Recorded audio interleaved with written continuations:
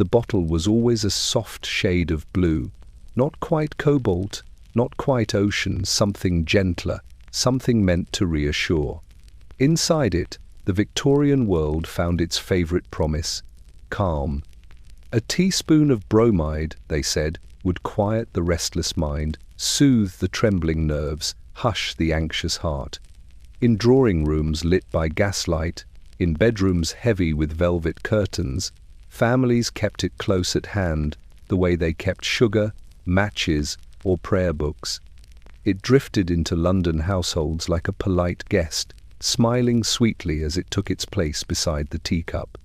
But bromide had a way of lingering, in the bloodstream, in the breath, in the mind.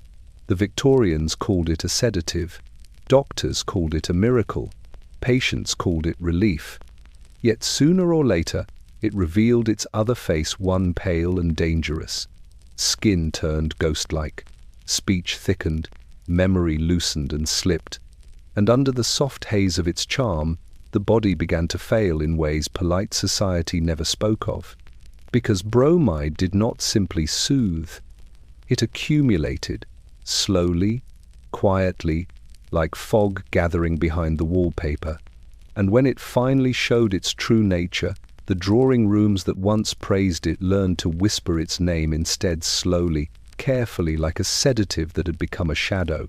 So settle in, dim the lights, and stay with me as we step through Victorian London's quietest poison. And before we begin, make sure to subscribe and tell me where you're listening from. Your company keeps the lamps burning in these shadowed halls. The blue bottle did not arrive with ceremony. It slipped into the house the way dusk slips across a window pane, quietly, politely, almost affectionately. It stood on the nightstand as though it had always belonged there, its frosted surface catching the faint shimmer of the gas lamp. In the hush of late Victorian evenings, when footsteps softened on carpeted halls and whispers drifted beneath bedroom doors, the bottle seemed harmless, comforting, even. Its presence promised rest in a world forever trembling with nerves, obligations, and unseen fears.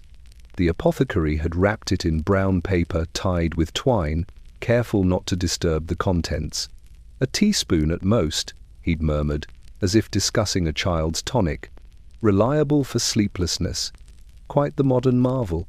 His voice held the same gentle confidence shared by nearly every London chemist men who spent their days surrounded by powders and tinctures, enough to still a heartbeat or raise it into panic. Bromide was the latest treasure in their glowing cabinets, the soft cure for overstretched minds. It dampened the tremors of grief. It quieted the flutter of anxious thoughts. It soothed mothers whose hearts beat too quickly, clerks whose hands shook from ledgers, and widows with nights so long they feared dawn would never arrive.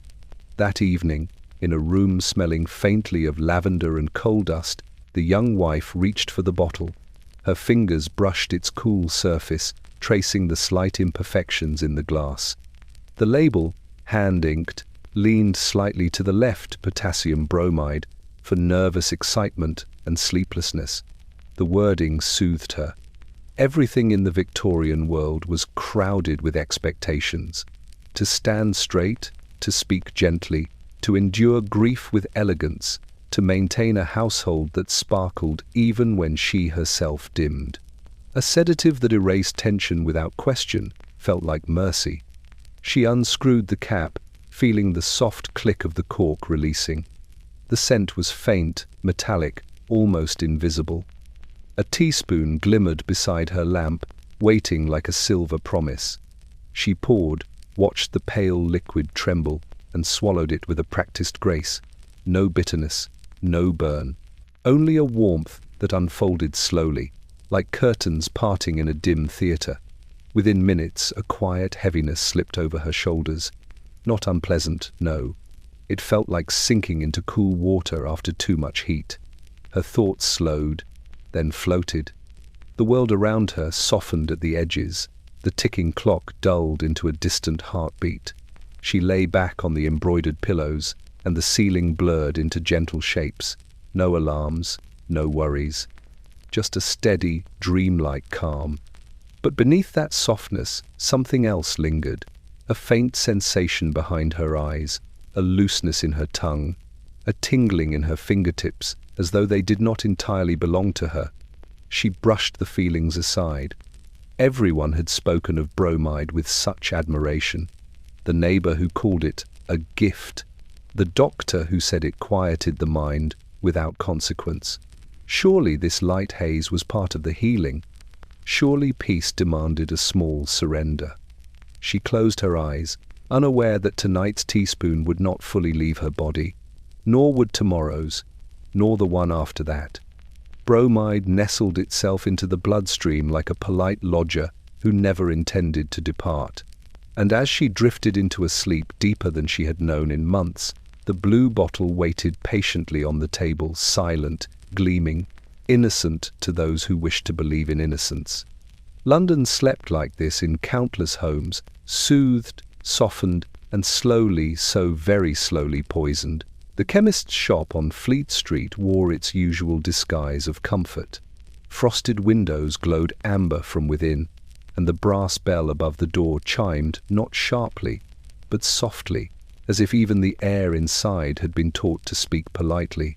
Behind the counter stood shelves of tinted bottles, glass jars filled with powders that shimmered like crushed pearls, and drawers whose contents could coax a body into wakefulness or lull it into the gentlest oblivion. Victorian London trusted these places. They smelled of menthol, lavender, camphor, and faint antiseptic sweetness, the odours of healing, or at least the performance of it. Mr. Ashcombe, the chemist, moved through the shop like a conductor easing his orchestra into tune. He prepared mixtures with the precision of a craftsman and the charm of a confidant. Men and women whispered their ailments to him as though confessing secrets. The sleepless child, the trembling mother, the clerk, plagued by nervous palpitations. He knew which powders to mix, which tinctures to dilute, which labels to pen in his looping, elegant script. It was in these discreet exchanges that bromide quietly ascended to its throne. Potassium bromide, Mr. Ashcombe would say, smoothing his apron as he spoke. A marvel, truly. His tone carried the calm assurance of someone who had read every medical circular sent across London. Safe, reliable, a gentle cure for the modern condition. And modern conditions were plentiful: nervous exhaustion, melancholic spells, nighttime fretfulness, and the feverish pace of a city choking on its own ambition. On this particular afternoon, he assembled another bottle with practiced ease. He selected a smooth blue glass container from the top shelf, polished it with a cloth scented faintly of rosewater, and set it beside his mortar.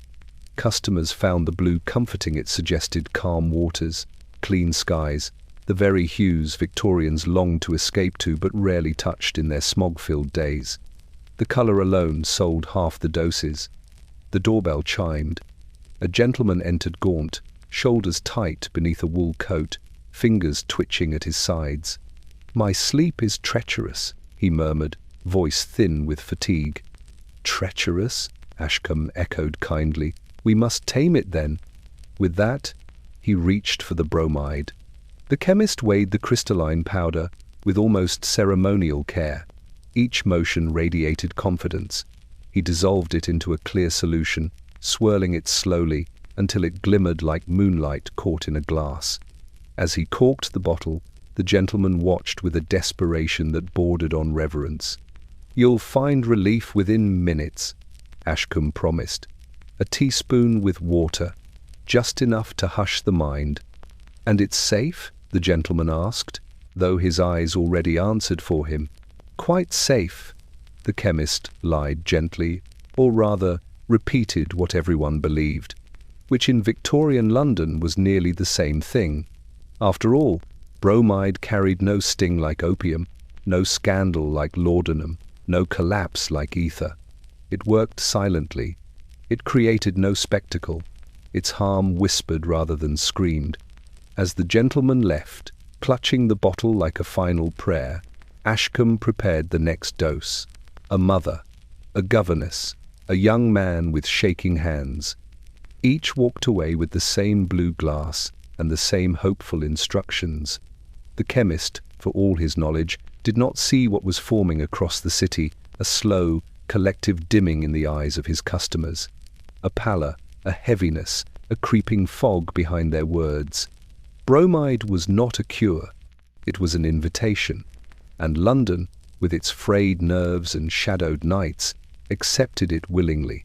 Behind the counter, Mr. Ashcombe polished another bottle, unaware that he was becoming one of the quiet architects of a poisoning too subtle for his era to detect. The morning sun filtered weakly through the lace curtains, casting pale patterns across the bedroom floor, delicate shapes that should have stirred her awake. But the mother did not rise. She lay still beneath a quilt of embroidered roses, her breathing slow, deliberate, almost distant, as though each breath belonged to someone else. The house moved around her with its usual rhythm, creaking staircases, muffled footsteps, the clatter of the coal scuttled downstairs. Yet the sounds floated past her like echoes from another world. Her husband had already left for the day.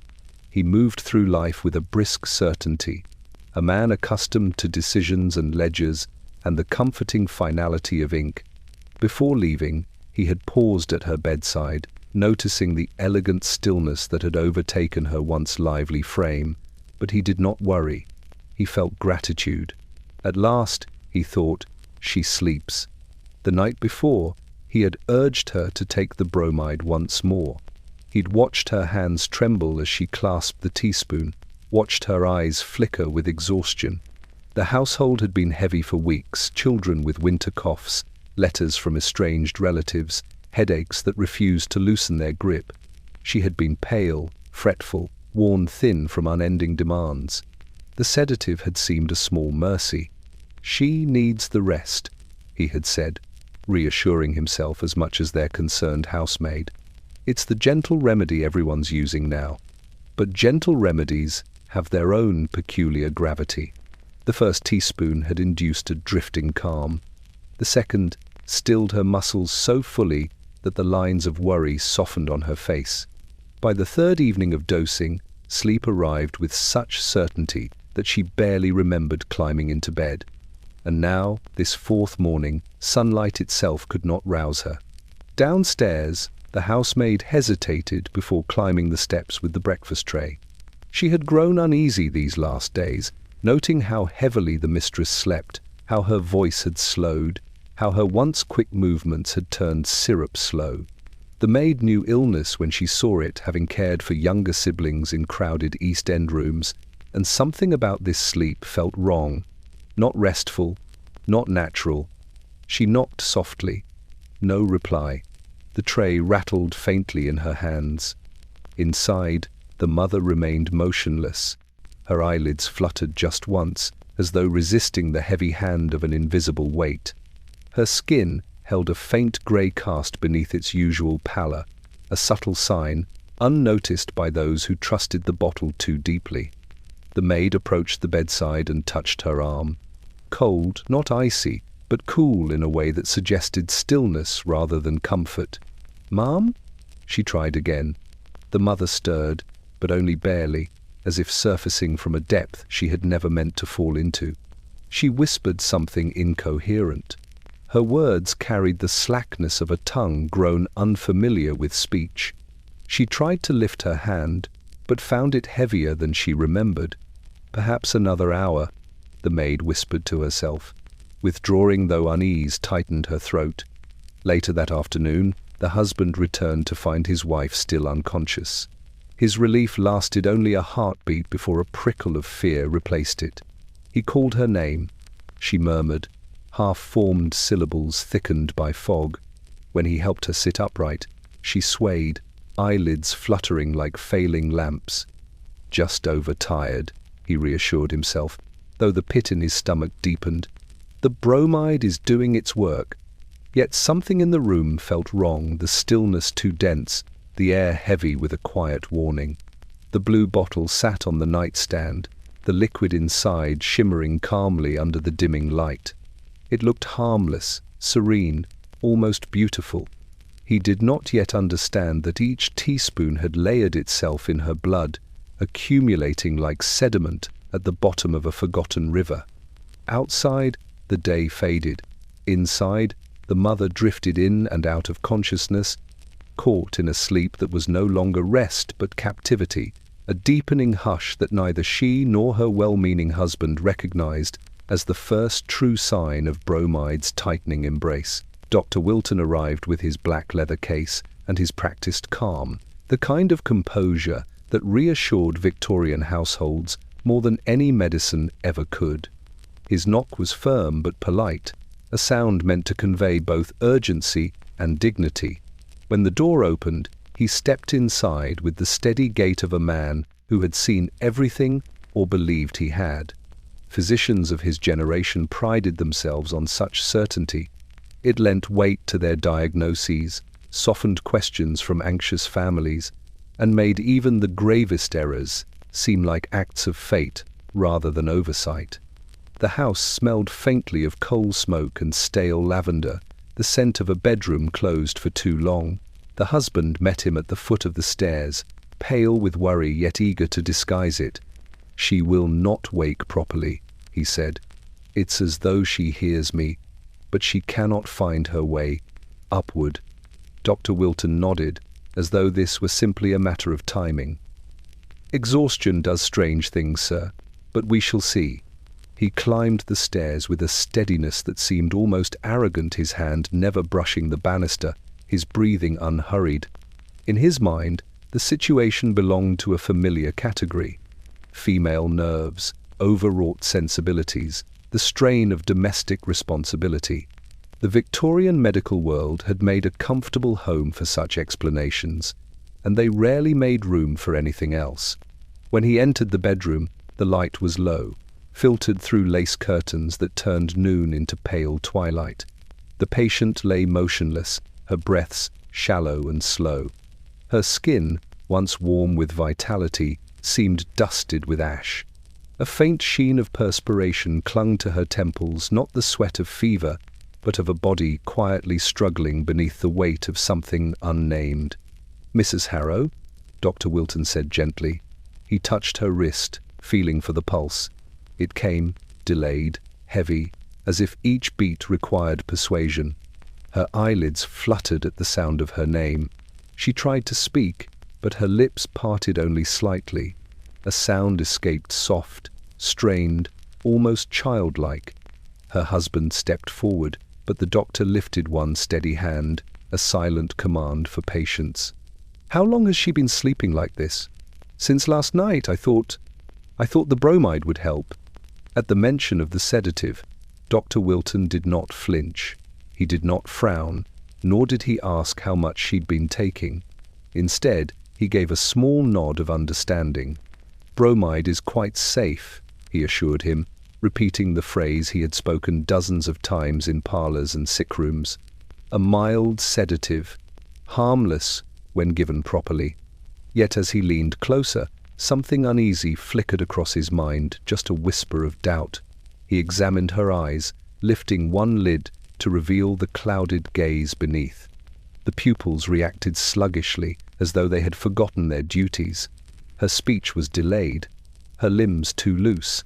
He pressed 2 fingers to her throat. The skin felt cool, too cool. Still, his expression remained composed. A Victorian doctor could not show fear, not even when fear was appropriate. His training had taught him to trust the common explanations: fatigue, female delicacy, weakness of constitution. Bromide was not yet on the list of culprits, but inside, something small and unwelcome began to stir. He opened his case and prepared a smelling salt vial, waving it gently beneath her nose. She reacted but faintly, slowly, as if rising through deep water. Her fingers twitched but did not grasp. Her mouth formed an attempt at his name, but the syllables spilled apart like loosened threads. "This is not simply exhaustion," he murmured under his breath. The husband stiffened. "What are you saying?" Dr. Wilton straightened, choosing his words with care. "She is profoundly sedated. Too profoundly. The husband swallowed. But I only gave her what you instructed. A teaspoon. Just a teaspoon. A teaspoon, the doctor repeated, his voice flattening. He finally looked toward the nightstand. The blue bottle sat there, half empty, gleaming with its deceptive serenity. A harmless cure by reputation. But the doctor felt his throat tighten, not with guilt. Not yet, but with recognition. He reached for the bottle. His hand did not tremble. But perhaps it should have, because in that moment he understood dimly, reluctantly, that London's newest cure might not be a cure at all. It might be something else entirely. Something creeping, cumulative, and already far beyond his control. The clerk's office on Chancery Lane was a long, narrow chamber where daylight rarely entered. Even at noon, the place seemed caught in perpetual dusk, the gas lamps flickering overhead like tired sentries.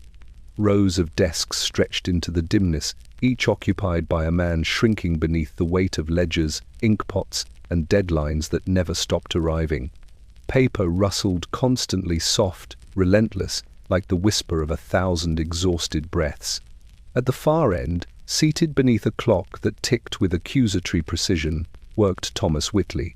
He had once been sharp-minded, brisk, and enviably efficient. But months of endless work had hollowed him out. His eyes grew red around the edges, his hands trembled as he copied figures. His nights had become battlegrounds of restless limbs and suffocating thoughts. London's pace had quickened, and he, like many clerks, found himself left straining behind it. It was his supervisor, a heavy-set man with an impeccable waistcoat and a kindly but distant manner, who first suggested bromide. "Just a teaspoon before bed," he had said, patting Thomas on the shoulder. "You'll sleep as soundly as a cathedral stone. A modern blessing, I'm told." And blessings were in short supply. So Thomas visited the chemist that evening. He left with the familiar blue bottle tucked carefully inside his coat pocket, its smooth glass cool against his ribs. He felt hopeful for the first time in weeks. Bromide had become the fashionable rescue for London's working men, quiet, reliable, praised as the antidote to overwork. It arrived without moral judgment, unlike gin, and without scandal, unlike opium.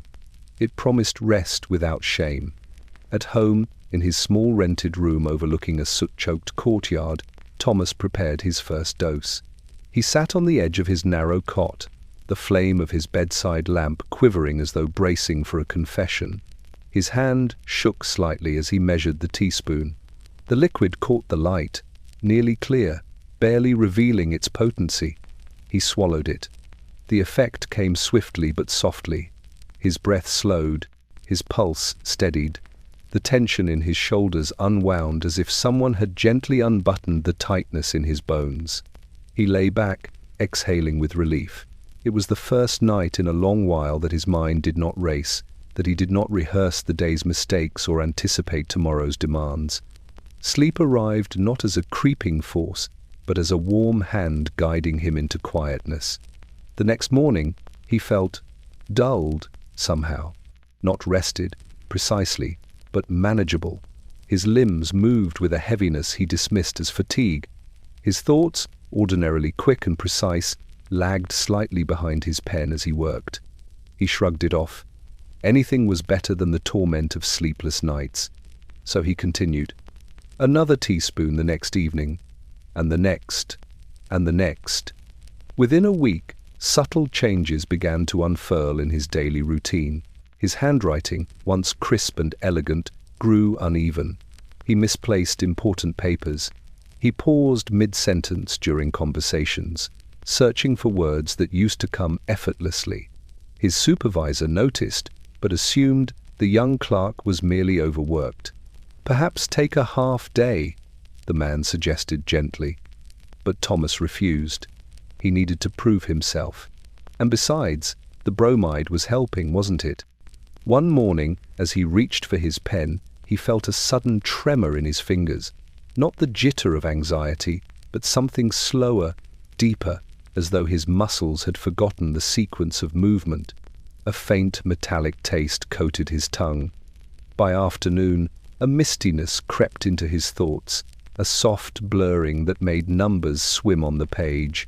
Still, he told no one. Clerks did not complain. They endured. But with each teaspoon, bromide pooled in his blood like sediment settling in a glass. It layered itself quietly, harmless in appearance, yet insistent in its accumulation. Thomas drifted through his days with the distant awareness of a man watching his own life from a few steps behind. Soon, London's newest sedative would claim not just his sleep, but his clarity, his steadiness, his very sense of self. And all it had required was a teaspoon. The parlour had once been the brightest room in the Harrow household, a space of warm gatherings, polished mahogany, and soft laughter, drifting like perfume through the air. Afternoon tea brought delicate clinks of porcelain, the rustle of silk skirts, the gentle hum of conversation. But in recent weeks, a curious stillness had settled over the room, as though some unseen hand had pressed its fingers against the walls and quieted everything inside. It began with small lapses. A misplaced embroidery needle, a letter left half open on the writing desk. A conversation paused abruptly because the thread of thought had slipped, unraveled, and vanished into some unreachable corner of the mind. Mrs. Harrow would frown softly, her brows knitting as she tried to recall what she meant to say. Her children noticed. First children always do, but they said nothing. Victorian decorum taught them to swallow unease like medicine.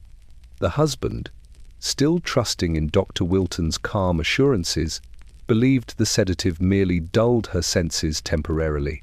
"It is rest working its way through her," he insisted, as though rest could explain the growing emptiness in her eyes. But the parlour saw everything.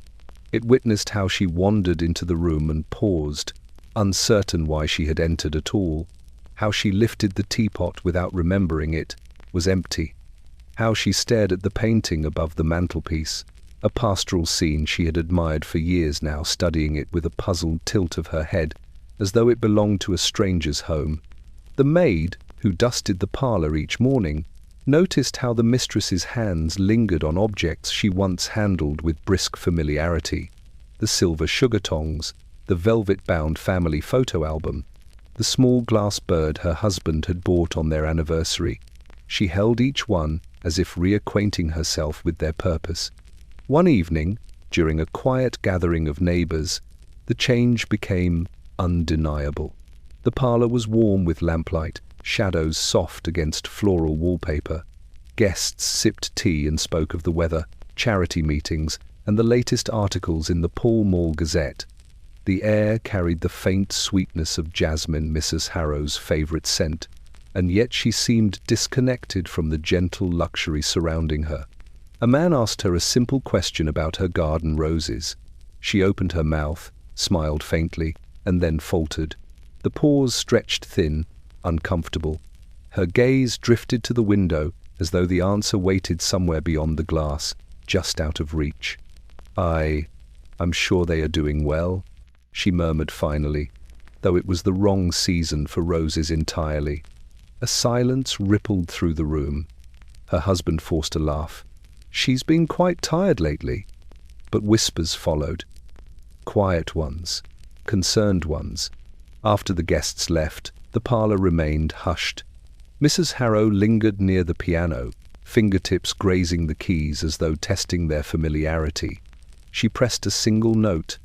It rang out clear, pure, lonely. "Did I play?" she whispered. "You haven't played in months," her husband replied gently.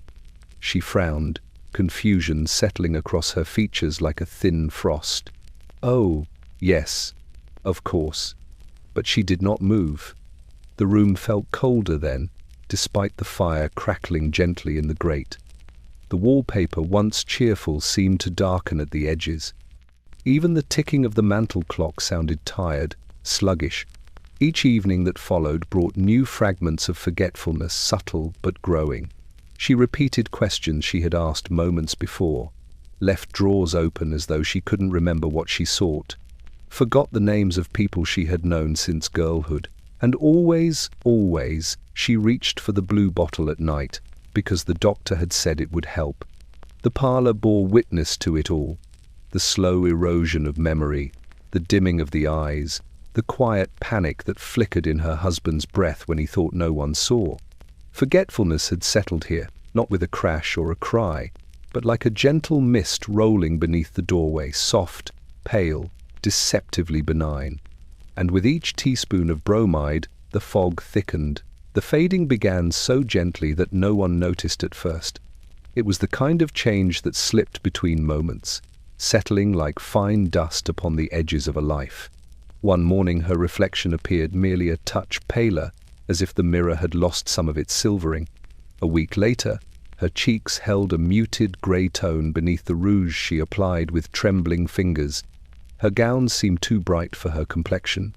The delicate blush tones that once warmed her now made her look nearly transparent. But this was Victorian London, where women were expected to be delicate, ethereal, almost ghost-like. A little pallor was not troubling, often it was admired. It suggested refinement, a gentle constitution, a soul too sensitive for harsh daylight. No one questioned it. Not yet. Mrs. Harrow moved through her home like a drifting silhouette. Her footsteps softened, her voice thinned. She sat in upholstered chairs for long stretches of time, hands folded neatly in her lap, eyes fixed on something the rest of the room could not see. The children would speak to her, and she would smile softly, apologetically, as though they had interrupted a thought she could no longer retrieve. The housemaid watched the transformation with growing unease. She had seen illness before, the kind that came urgently, like fever or influenza. But this was something slower, quieter, a wasting not of the body, but of presence itself. The lady of the house no longer seemed entirely there. When she entered a room, the space didn't brighten, didn't shift around her as it once had. Instead, it seemed to absorb her, swallowing her outline into the wallpaper's muted floral patterns. Her husband refused to see it. He told himself she was recovering, resting, adjusting to the strain of motherhood and the demands of running a proper household. He preferred the explanation that required the least action, the least guilt, but the truth lingered in the air, thick and metallic. Bromide accumulated like winter frost inside her, building itself quietly in her bloodstream. Each dose left its trace. Each day added another layer. At first it had been only sleep she sought. Now it was stillness, a strange comfort in slowing down. Her limbs felt heavy, as though wrapped in damp wool. Her mind floated behind her body, trailing like a weakened lantern in fog. She stopped going out for walks.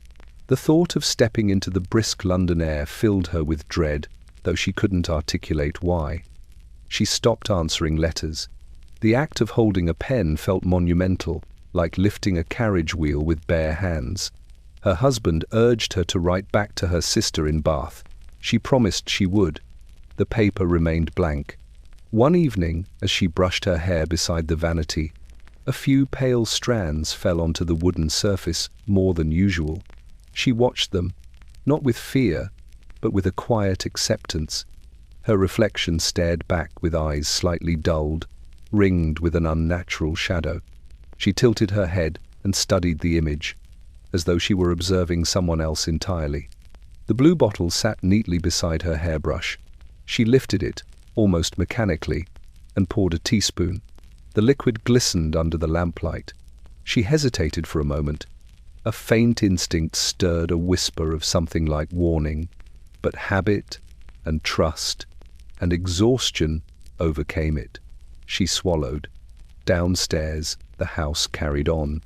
The mantel clock ticked obediently. The children quarreled softly over a toy horse.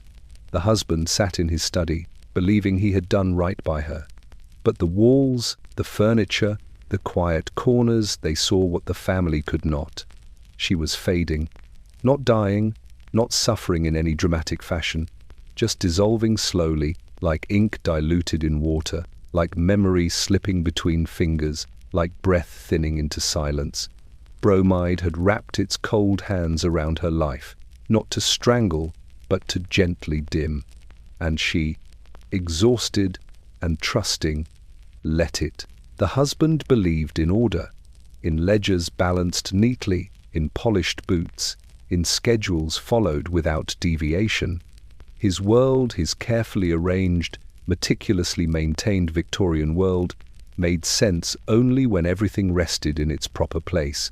And for most of his marriage, his wife had been the brightest, most reassuring part of that order. Her presence steadied the home, her grace smoothed the edges of each day, her smile anchored him. But now, when he entered a room, she did not always lift her eyes. She sat wrapped in silence, her slim hands resting idly in her lap, her breathing soft and distant. It troubled him, certainly, but he interpreted this new stillness as something close to serenity, a woman finally free of agitation, a household finally granted peace. He did not see the danger settling around her like a veil. When she paused mid-sentence, he assumed she was being pensive. When she forgot appointments, he chalked it up to exhaustion.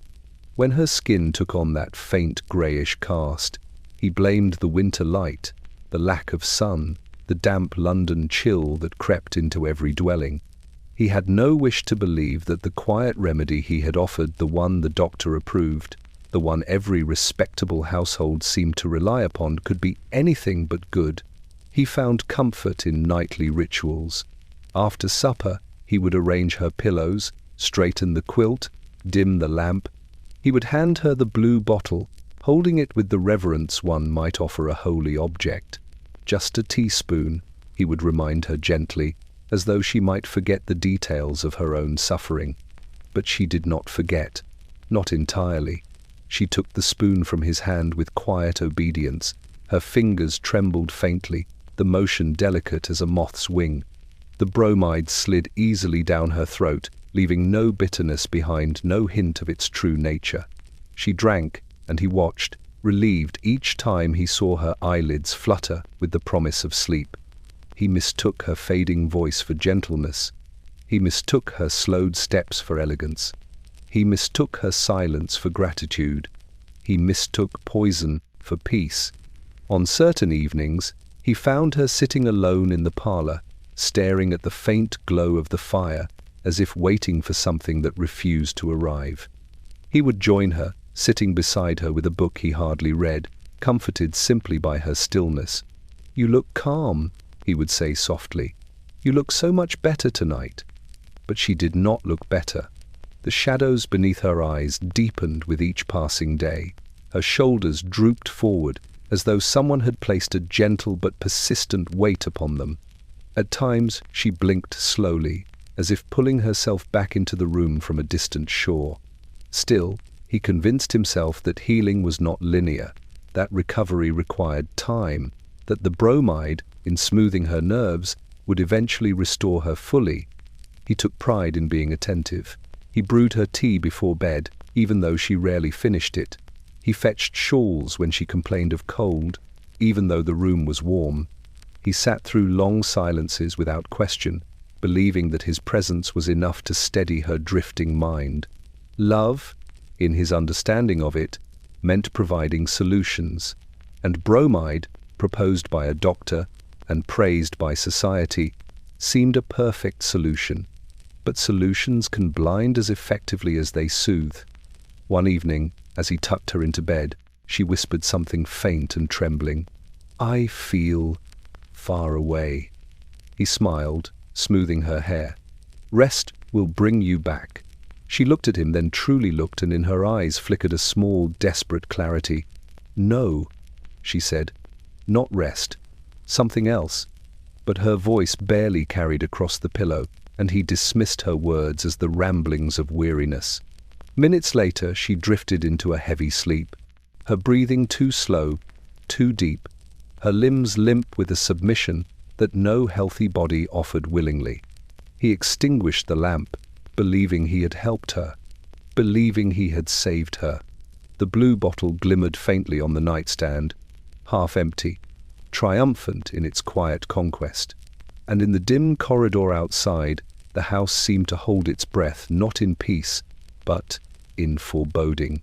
The nurse arrived quietly each morning, her shoes soft against the carpeted hallway, her uniform smelling faintly of starch and camphor. She had been recommended by a neighbor, the very best sort, gentle but observant, and indeed she was. Years of tending to the frail, the feverish, and the fading had trained her to read the body with an intuition sharper than any physician's instrument. She noticed small tremors others overlooked, caught changes in complexion even lamplight tried to hide, and understood the meaning of a patient's silence long before anyone else dared to question it. From the first day she stepped into the Harrow household, she sensed something unusual. Not dangerous, not dramatic, simply wrong. The lady of the house did not greet her with the polite warmth expected of Victorian etiquette. Instead, she offered a faint, delayed smile, as though she remembered only after instruction that such an expression was required. Her eyes, once described as bright and thoughtful, held a distant sheen, not lifeless, but unfocused, like glass marbles set gently into place. The nurse introduced herself softly. "I am here to make you comfortable, ma'am." The reply came after an unsettling pause. "Comfortable? Yes, that is kind." Each day followed a similar pattern. The lady sat propped in a high-backed chair near the parlor window, hands folded loosely, her posture wilting like a flower left too long in a warm room. The nurse brushed her hair, helped her dress, guided her through simple tasks she once performed without thought. Every movement from the patient seemed to require conscious effort, as though her mind and body were speaking two different languages. But it was the eyes that troubled the nurse most. Eyes tell secrets. Eyes betray what lips hide. And these eyes, pale, fogged, faintly shimmering, spoke of a mind wandering through a slow, syrupy haze.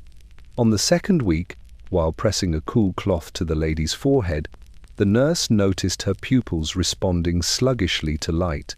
When asked a question, the lady blinked slowly as if emerging from underwater before answering in fragmented phrases. At times, she forgot midway through a sentence what she wished to say. At other times, she stared past the nurse's shoulder, her gaze locked on something the room did not contain. "You seem tired today," the nurse observed gently. "Tired, and yet unable to rise from it," the lady whispered, her words thick, "as if something holds me down." The nurse studied her more closely. The skin beneath her eyes had taken on a faint bluish-grey tint. Her fingers trembled ever so slightly when she tried to lift a teacup. A faint rash, subtle but present, had begun to bloom at the base of her neck. These were not the marks of mere exhaustion. They were the signatures of something deeper. Yet the husband, dignified and composed, insisted daily that his wife was improving. "The bromide calms her nerves," he repeated with unwavering conviction. "She sleeps soundly. She is peaceful." Peaceful. The nurse bit back her instinct to challenge him. Few men enjoyed being corrected in their own homes, especially by a woman with neither medical degree nor social rank. And yet she knew what she saw. On the third week, as she adjusted the lady's shawl, the patient's head tilted back suddenly, her eyes rolling upwards for a brief, frightening instant. "My apologies," the lady murmured afterward, voice barely audible. "It happens now and then. A strange, drifting. Yes, that was the word. The nurse had seen similar drifting in patients treated with potent sedatives at the charity infirmary. She knew the signs of a body slowly backing away from itself. That evening, once the husband had retired to his study, she inspected the nightstand. The blue bottle sat there, innocent and glowing with the soft lamplight, half full of its quiet devastation. She uncorked it and sniffed the contents. The scent was faint, metallic, medicinal, deceptively mild. She read the label, potassium bromide, for nervous excitement and sleeplessness. Her heart tightened. She had seen bromide before, too often. She knew how it gathered in the bloodstream like a tide that only rose. Patients grew pale, confused, slow to speak. Their eyes lost their brightness, replaced by a glassy sheen.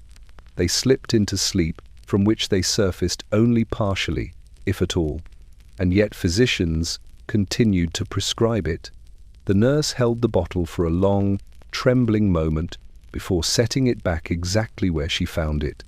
The next morning, she watched the lady attempt to stand. Her legs wavered beneath her. Her expression remained serene, almost resigned, but her eyes, those fogged, glimmering eyes, told the truth the household refused to see. The nurse knew now that the lady was not merely ill. She was being quietly undone. And unless someone intervened, the undoing would continue softly, politely, invisibly, until the glassy eyes closed for good.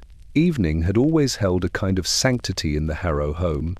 It arrived gently, drifting through the corridors like a soft, familiar perfume, coal smoke settling, lamplight warming the walls, the faint rustle of servants finishing their final tasks. The house exhaled after a long day, easing into its nightly rhythms. For most Victorian families, this hour offered comfort. Children tucked away, letters written, tea poured into thin china cups. But for the Harrows, the evening heralded something else entirely, something ritualistic, something quietly treacherous. It began as a simple instruction, a teaspoon before bed, a phrase so benign it slipped easily into routine. On the first night, the bromide brought such swift relief that it seemed almost miraculous. The lady of the house slept deeply, without the tossing, whimpering, or half-waking that had plagued her for months. Her husband saw this and felt reassured. The doctor saw it and felt vindicated. And she, fragile from exhaustion, welcomed the relief like a drowning woman welcomes breath. But by the second week, the ritual no longer required thought. It was instinctive. After supper, the husband would retrieve the blue bottle from the nightstand, holding it with the careful reverence one might show a fragile heirloom. His wife would take the spoon from him automatically, her fingers trembling in a way he mistook for fatigue rather than warning. She would pour the clear liquid into the delicate curve of silver, its surface quivering like a drop of moonlight, and lift it to her lips. The swallow became a nightly vow. Soon, the anticipation of that moment seeped into the fabric of their evenings. Conversations shortened. Reading was abandoned. Her husband's eyes flickered toward the bottle long before she admitted she was tired. The lamplight dimmed earlier. The household seemed to revolve around the approach of the dose, not consciously, but inevitably, as if the entire structure bowed toward its quiet, glowing center. And she began to crave the moment her mind would slip into softness, not because she desired oblivion, but because she feared the hours without it. The evenings felt longer now, the shadows heavier. Thoughts drifted and tangled with each other, leaving her uneasy. Sometimes her heart fluttered strangely in her chest, unprovoked and unsettling. She felt better, calmer when the bromide softened everything. So she reached for it earlier. At first, by a few minutes, then half an hour, then before she even retired to the bedroom. The nurse noticed. She saw the subtle tremble in the lady's hands as dusk approached, the restless shifting in her chair, the faint whisper, "Is it time?" asked with the tone of someone hoping the answer would be yes. Habit had become need. One evening, when the nurse brought up a tray with broth, she saw the lady already lifting the spoon to her lips. The bottle sat uncorked beside her, as though it had been waiting patiently. "You've taken it early tonight," the nurse remarked gently. The lady blinked, her movements slower than thought. I couldn't wait. Everything felt too loud. But the room was silent. Only the clock ticked a soft, measured reminder of life continuing. The nurse's breath caught. She had seen this before. Patients tethered not by the promise of sleep, but by the chemical pull of sedation creeping into dependency. The husband, unaware of this shift, encouraged it. "Take it whenever you need," he murmured, stroking her hand. "If it brings you peace, that is all that matters." He believed he was offering mercy. In truth, he was feeding the very thing hollowing her from the inside out. By the end of the month, the bromide held dominion over the household. The bottle emptied faster. Another appeared from the chemist, and another. The nurse watched helplessly as the lady's evenings became shorter and her nights longer, her mind thickening with each passing dose. Habit, in Victorian London, was rarely recognized as danger until danger had already settled itself comfortably in the home. And in this house, behind closed doors, beneath the gentle glow of gaslight, a sedative meant for rest had become a nightly companion, a quiet tyrant, a presence as predictable as dusk itself. The evening dose was no longer a remedy. It had become the axis around which her life turned, drawing her deeper into the fog from which she could not return. It began as a faint, metallic whisper, so delicate at first that she mistook it for the taste of her teacup or the lingering echo of a spoon pressed too long against her lips. But by the third week of her nightly bromide doses, the taste was unmistakable. It lived on her tongue each morning, a ghostly after-flavor that clung stubbornly despite rinsing, despite mint pastilles dissolved hopefully under her breath, despite the nurse's careful attempts at disguising it with lemon water. The taste was neither bitter nor sour. It was stranger, like the faint tang of old coins held in the mouth, or the cold edge of a steel key placed too close to the tongue. There was something chemical about it, something sharp and alarming beneath the softness of the remedy that caused it, a flavor entirely at odds with the blue bottle's serene appearance. At breakfast, she lifted her teacup and paused, her lips tightening. "It tastes odd today," she murmured. Her husband barely looked up from the newspaper. "The tea is the same as always," he replied. "Perhaps you're simply tired." Tired. Yes, she was always tired now. The word had become a blanket draped over every symptom, every hesitancy, every moment of confusion. It was easier for him, for the doctor, to blame fatigue than to admit that the sedative reshaping her was no longer healing her at all. But the nurse noticed. She noticed how the lady pressed her fingertips to her lips after each meal, frowning in confusion. How she touched her tongue gently with a look of faint distress, as though something foreign had taken residence there. "Does it trouble you?" the nurse asked cautiously one afternoon. "I cannot escape it," the lady whispered. "Even when I haven't taken the dose, it lingers." The nurse grew still. She knew what that meant. She had heard patients at the infirmary describe the same sensation. Some called it a salted fog. Others said their mouths felt as though they were made of tarnished metal. It was the body's quiet signal that the bromide, once welcomed for its calm, had begun to accumulate beyond the point of harmlessness. But in polite Victorian homes, nurses rarely spoke blunt truths, especially not when physicians dismissed their concerns, and husbands believed themselves benevolent caretakers. So the nurse softened her voice. "I will bring you some mint tea tonight." But mint tea could not wash away poison. By evening, the taste grew sharper. She sat at the dressing table, brushing her hair with slow, heavy movements. The bristles whispered through her thinning strands. When she opened her mouth to breathe, the metallic tang rose up again, persistent, unpleasant, as though something deep within her blood was reaching the surface to announce itself. She stared into the mirror. Her tongue looked normal enough, though perhaps slightly pale. But she could feel something shifting beneath it, a chemical quietness, a heaviness that seemed to sink into her jaw, her neck, her very breath. At supper, the roast tasted dull, the potatoes bland. Even the wine, normally a comfort, tasted flat and metallic, and she set the glass aside after a single sip. Her husband frowned in mild irritation. He hated wasted meals, but he said nothing.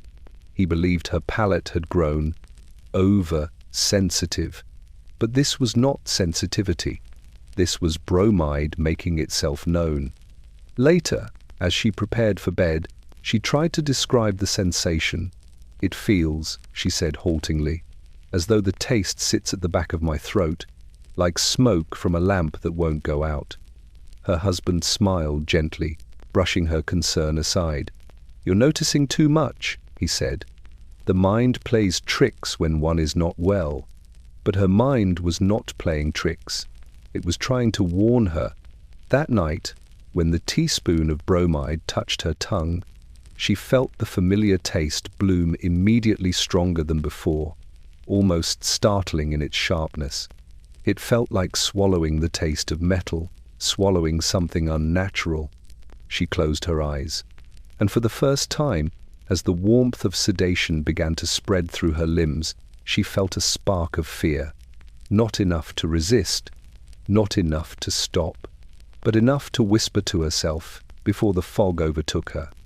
"This is not rest. Something is wrong."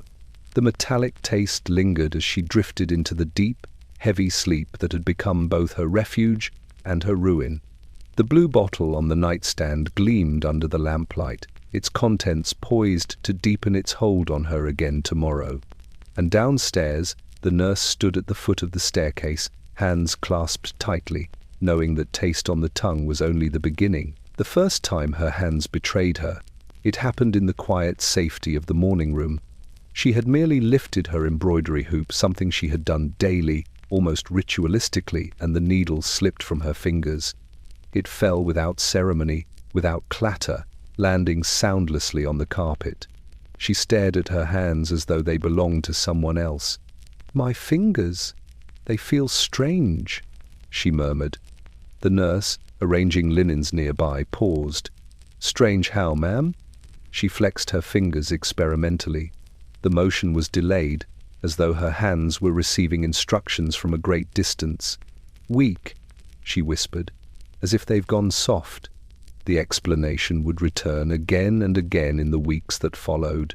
Weakness, softness, a strange, muffled feeling beneath the skin.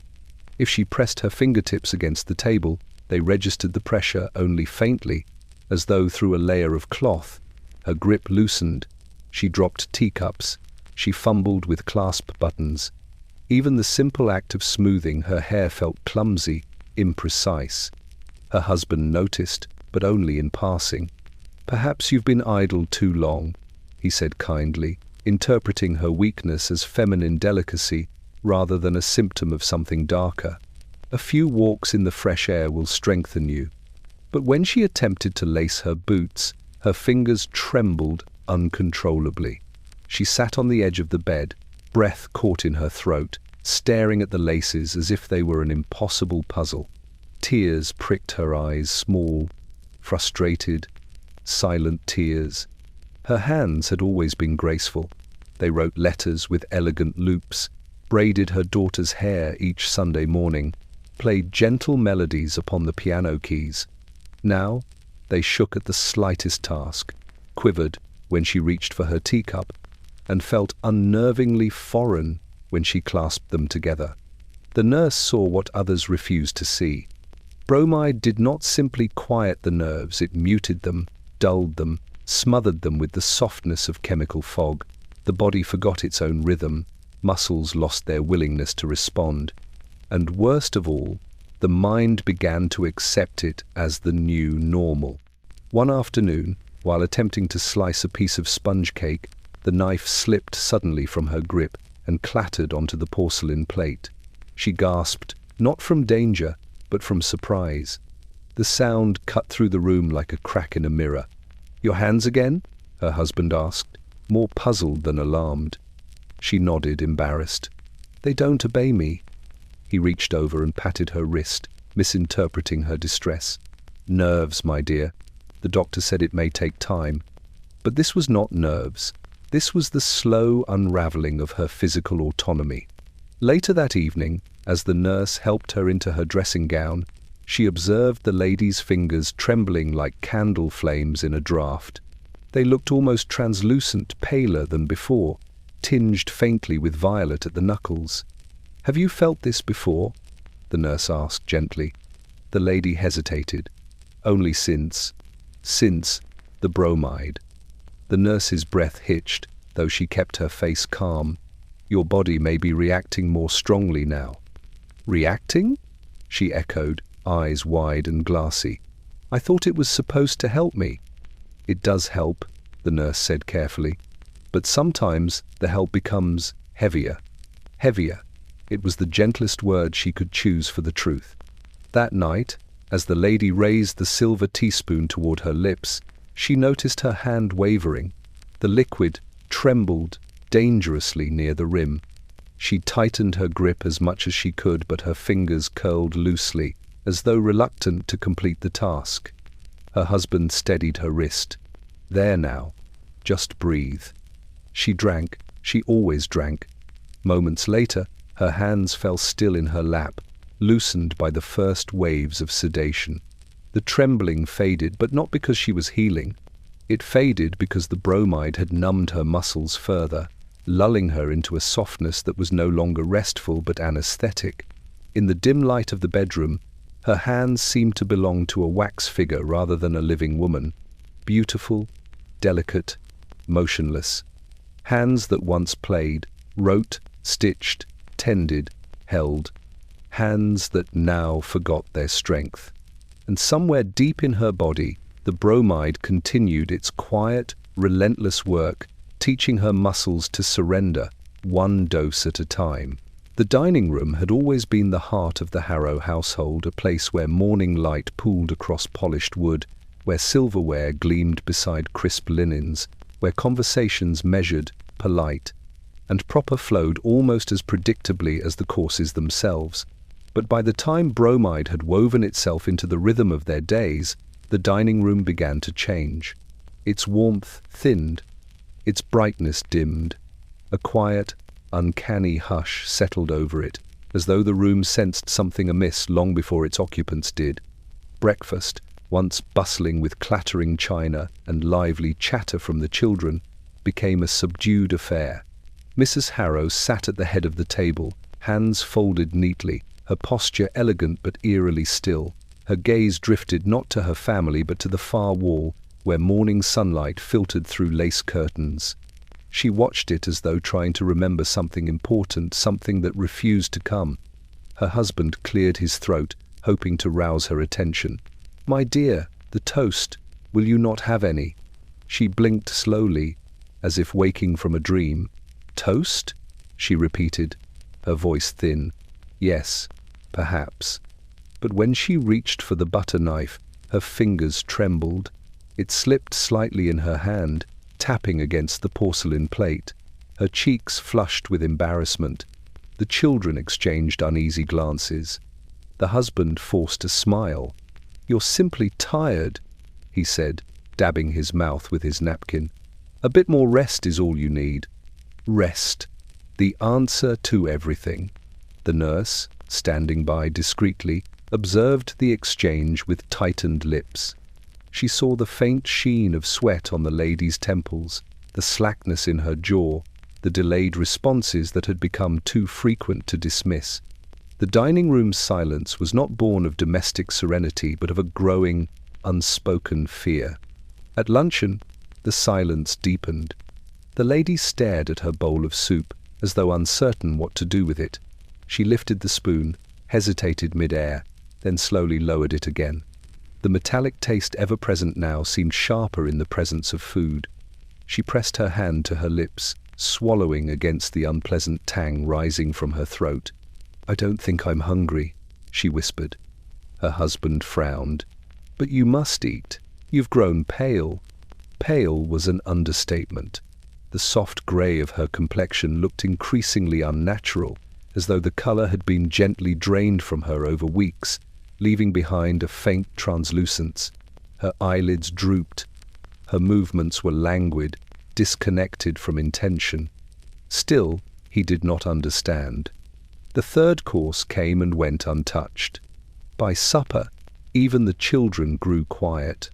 They no longer chattered about school lessons or their adventures in the garden. They watched their mother with solemn caution, sensing long before adults ever do that something in their world had begun to tilt strangely out of place. The clink of cutlery against china echoed through the room like distant bells. At one point, the lady lifted her wineglass. Her hand trembled. The ruby liquid swayed, reflecting the lamplight in trembling patterns across the tablecloth. She tried to bring it to her lips but paused halfway, her brow furrowing. "This tastes wrong," she murmured, setting it down. Her husband forced a small laugh. "It's the same bottle as always." But the nurse knew better. Food tasted wrong. Drinks tasted wrong. The world tasted wrong when bromide accumulated in the body. She recognized this symptom as plainly as she recognized the fear behind the lady's eyes. Later that night, after supper ended in near-complete silence, the nurse approached the husband privately. "Sir," she began carefully, "I am concerned about your wife's condition." He exhaled, impatient. Yes, she tires easily," the doctor said. "The doctor was mistaken," the nurse whispered, her voice trembling despite her resolve. "This is not fatigue. This is something else." He stiffened. "Something else?" She glanced toward the dining room door, where the echoes of the day's silence seemed to linger. "I believe the bromide is affecting her more strongly than expected." He frowned deeply, as though the very suggestion offended him. "Impossible. It brings her peace." Peace. That was the word he clung to, the illusion he refused to release. But in the dining room where laughter once warmed, the air peace had turned into quiet. Quiet had turned into worry, and worry had turned into dread. The room itself felt different now, heavy, watching, as though it too understood that something vital in its mistress was slipping away, one silent meal at a time. And tomorrow, when she sat down again at the long wooden table, the silence would only deepen. The voices began quietly soft as dust settling on velvet, faint as the rustle of a skirt in an empty room. At first, she mistook them for memory, for echoes of past conversations caught in the corners of her mind. Bromide dulled many things, pain, fear, clarity, but it also loosened the tether between her thoughts and the world around her. And in that loosened space, new whispers drifted in. They came at dusk, when the house slipped into that peculiar Victorian half-light, neither day nor night.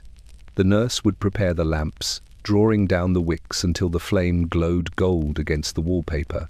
Shadows stretched long across the floorboards. Silence settled deep in the walls. And in that hush so familiar, so heavy, the first murmur reached her. A sound like someone calling her name.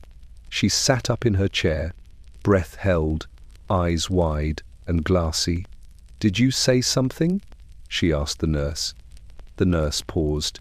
"No, ma'am. Only adjusting the curtains." She nodded, forcing a smile, but her heart fluttered with unease. She glanced toward the doorway, expecting to see her husband or one of the children. The corridor beyond was empty. Later that night, the sound returned, a soft whisper right beside her ear. She turned sharply, but the bedroom was still, the shadows unmoved. "Perhaps I'm overtired," she murmured to herself, though the whisper had sounded too real, too intimate to dismiss. Her tongue still carried the metallic taste. Her hands trembled faintly. Her thoughts drifted like leaves on a slow river. "This is the bromide," a small voice within her insisted, but she quickly silenced it. Doctors knew best. Husbands knew best. Women were taught to doubt themselves long before they doubted anyone else. But the voices grew bolder. By the end of the week, she heard them in the middle of the day, faint, airy, like conversations happening just out of sight. Sometimes they spoke her name, sometimes only breathed it. Other times they murmured indistinctly, as though the words dissolved before reaching her fully. But the tone felt familiar, coaxing, almost sympathetic. In the parlor, She heard soft laughter behind her light, chiming laughter, though the room was empty. In the upstairs corridor, she heard footsteps following her, though the carpet muffled all real sound. In the bedroom, she heard someone sigh and exhale so close she felt the ghost of breath on her cheek. Once, in the early hours of morning, she awoke to a clear phrase whispered into the darkness. "Don't wake." Her eyes flew open, her pulse hammered, but her limbs heavy with bromide refused to obey. She lay frozen, listening to the silence that followed, wondering if she had dreamed the voice or if the sedative had invited something else into the room with her. The nurse saw the change.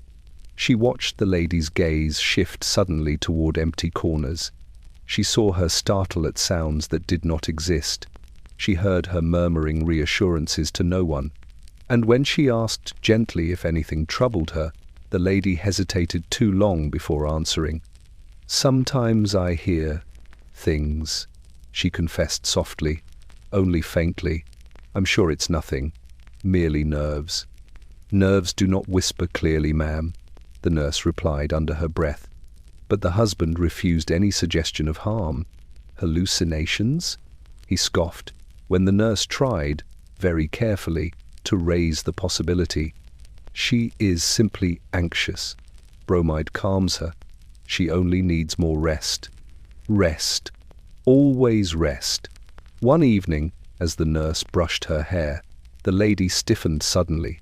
"Did you hear that?" she whispered. The nurse paused. "Hear what?"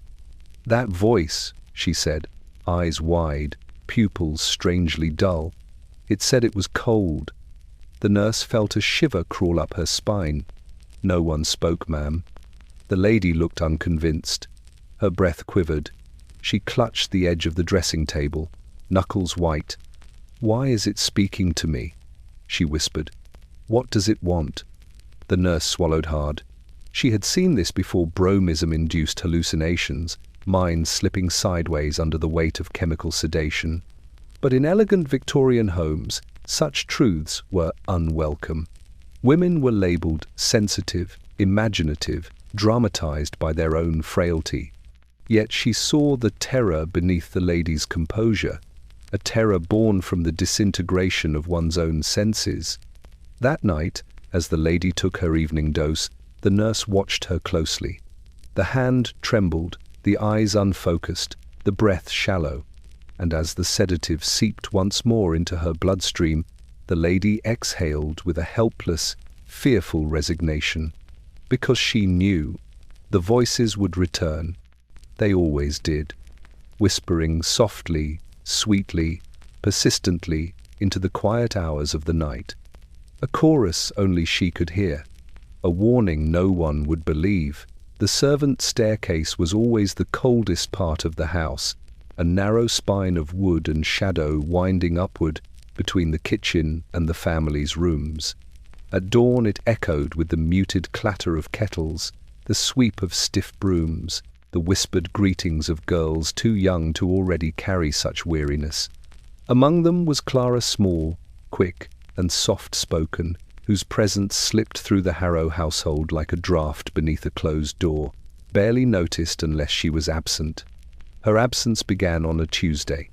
The cook expected her long before sunrise, but the bell rope in the servants' hall remained still. It was unusual. Clara was always punctual, always dutiful. At first, the others assumed she had overslept. The days had been long, her tasks endless. No one questioned it. Fatigue was a constant companion in service. But when the breakfast trays were late and the fire in the mistress's bedroom remained unlit, irritation began to stir. "Go fetch her," the cook instructed sharply. "We're falling behind." One of the older maids crept upstairs, her shoes whispering across worn steps. She found Clara curled beneath her thin blanket, her face pale, her breaths deep and unnaturally slow. The maid shook her gently. "Clara, wake up. You'll be in trouble." But Clara didn't stir, didn't flinch, didn't murmur. Her eyelids flickered faintly, as though trapped in some submerged dream. Her skin felt cool, not feverish, but lifeless in the way candle wax cools after being snuffed. The maid tried again, louder, her voice cracking with unease. "Clara!" Nothing. Downstairs, the cook muttered under her breath about laziness, but the nurse passing through on her way to fetch linens heard the distress in the elder maid's tone. She followed her upstairs and took one look at the girl. Her stomach tightened. She had seen this before. "Move aside," the nurse said gently, kneeling at Clara's bedside. She pressed 2 fingers to the girl's throat. The pulse was there, slow, thick, as though fighting its way through heavy syrup. The nurse lifted Clara's eyelid. The pupil reacted, but sluggishly. She touched the girl's cheek. Cold. Too cold. "What is wrong with her?" the maid whispered. The nurse did not answer immediately. She scanned the small room. On the bedside table sat a chipped teacup, a half-filled glass of water, and beside it a small vial with a handwritten label, Bromide. The nurse felt her breath catch. For weeks now, she had suspected that someone else in the house had been dipping into the family's supply. Perhaps the exhaustion had been too much for the young servant girl. Perhaps she had heard the whispers among the upper staff that a single spoonful could bring deep, merciful sleep. Perhaps she had watched the mistress being dosed nightly and believed it safe, fashionable even. Bromide had been framed as the modern comfort, the genteel solution for the overwhelmed. And servants were always overwhelmed. "How much did she take?" the nurse murmured, more to herself than anyone else. The maid shook her head. "We didn't know she had any. She must have found it." Of course she found it. Bromide bottles were left casually in parlours, on nightstands, in dressing rooms, a quiet fixture of Victorian domestic life. It was only a matter of time before a tired young woman mistook it for a blessing. The nurse tried once more to rouse her, calling her name firmly, shaking her shoulders with controlled urgency. Clara's head lolled. Her lips parted slightly, releasing a faint, laboured exhale. She appeared peaceful, but not with the peace of natural sleep. This was something else, something heavier, something that pulled her downward rather than resting her. "We must carry her to the light," the nurse instructed. "She needs fresh air." 2 of the servants lifted Clara carefully, their faces pale. They placed her near the window, where the weak winter sunlight seeped through the glass. The girl's eyelids fluttered once, as though sensing the brightness, but they did not open.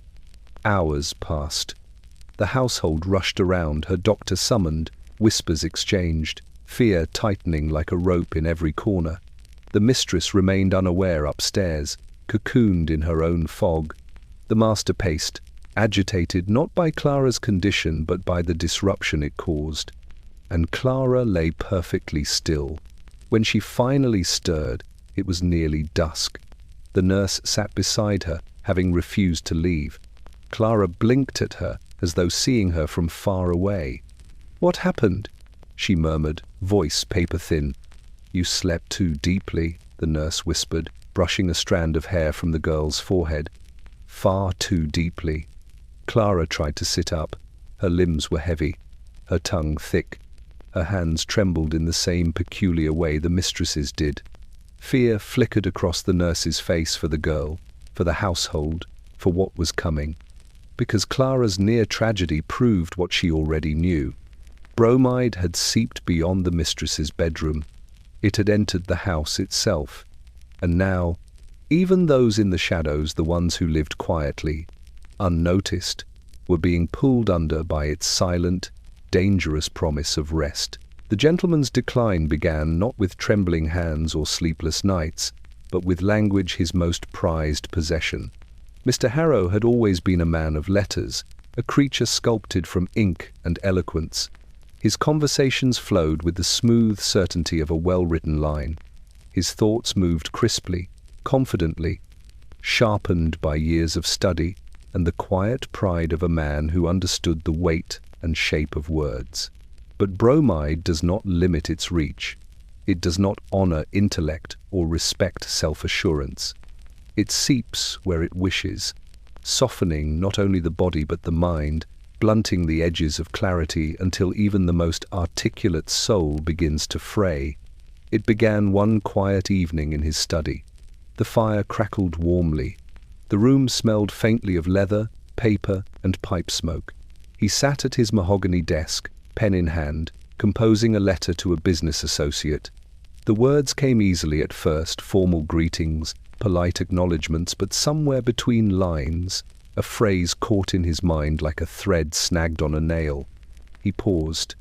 The ink dripped from the tip of his pen, marking the paper with a small black tear. What was the word he needed? A simple word. One he had used countless times. He frowned, searching for it. It hovered at the edges of his thoughts, then slipped away like a shadow retreating from lamplight. Annoyed, he dipped his pen again and tried to continue. But when he set the nib to the page, his mind remained stubbornly blank. He waited, tapping his foot softly on the carpet, expecting the word to return. It didn't. He dismissed the lapse as fatigue. He had been working harder lately, doing his best to maintain order in the household as his wife faded into her fog of sedation. Even a well-trained mind had limits. But the next day, at breakfast, his grasp of words faltered again. He reached for the jam, but instead asked, "Pass me that." His hand hovered uselessly in the air, gesturing toward nothing in particular.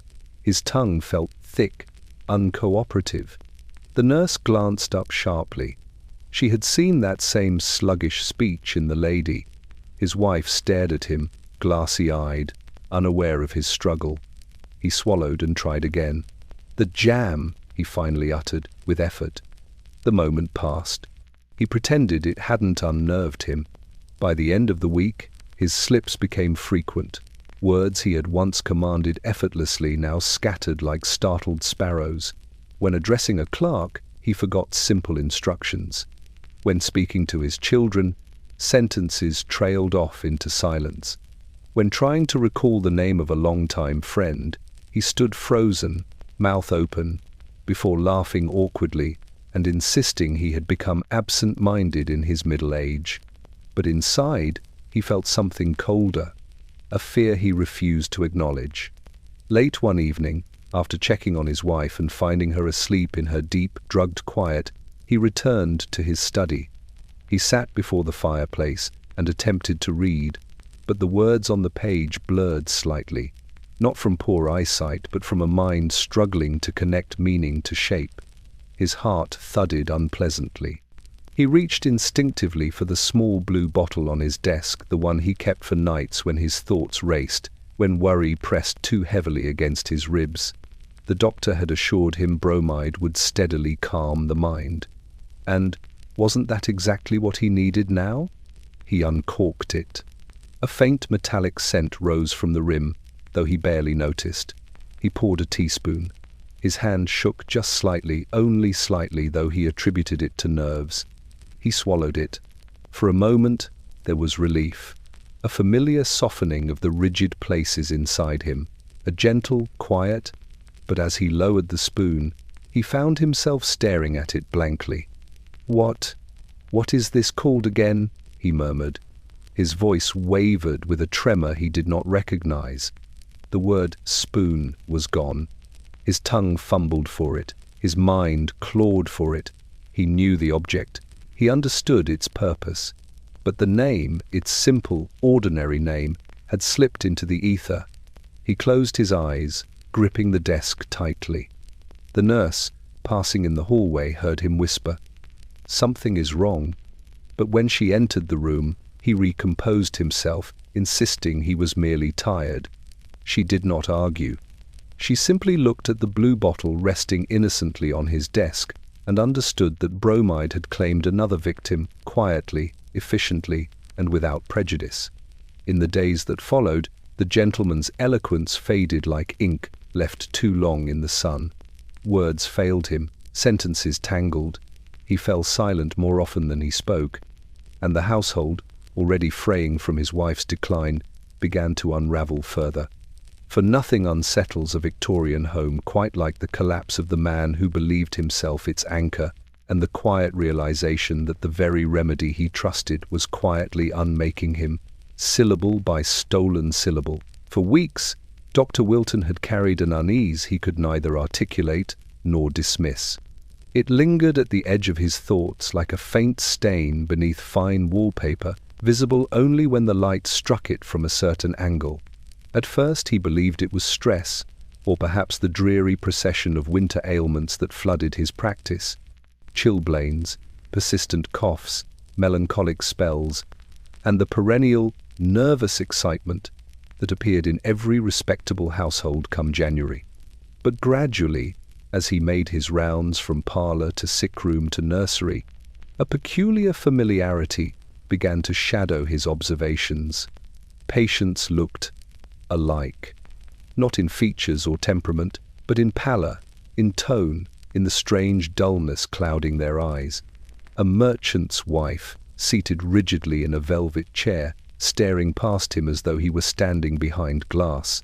A governess from Chelsea, whose tongue had thickened so markedly she struggled to form clear sentences. A young scholar whose hands trembled while turning pages, though he insisted he felt perfectly calm. A servant boy, pale as paper, slipping in and out of consciousness, as though drifting between tides. Different homes, different stations, different lives, yet the symptoms threaded together, unmistakable once seen as a collection rather than isolated curiosities. It was not coincidence. It was pattern, and patterns, once noticed, refused to be unseen.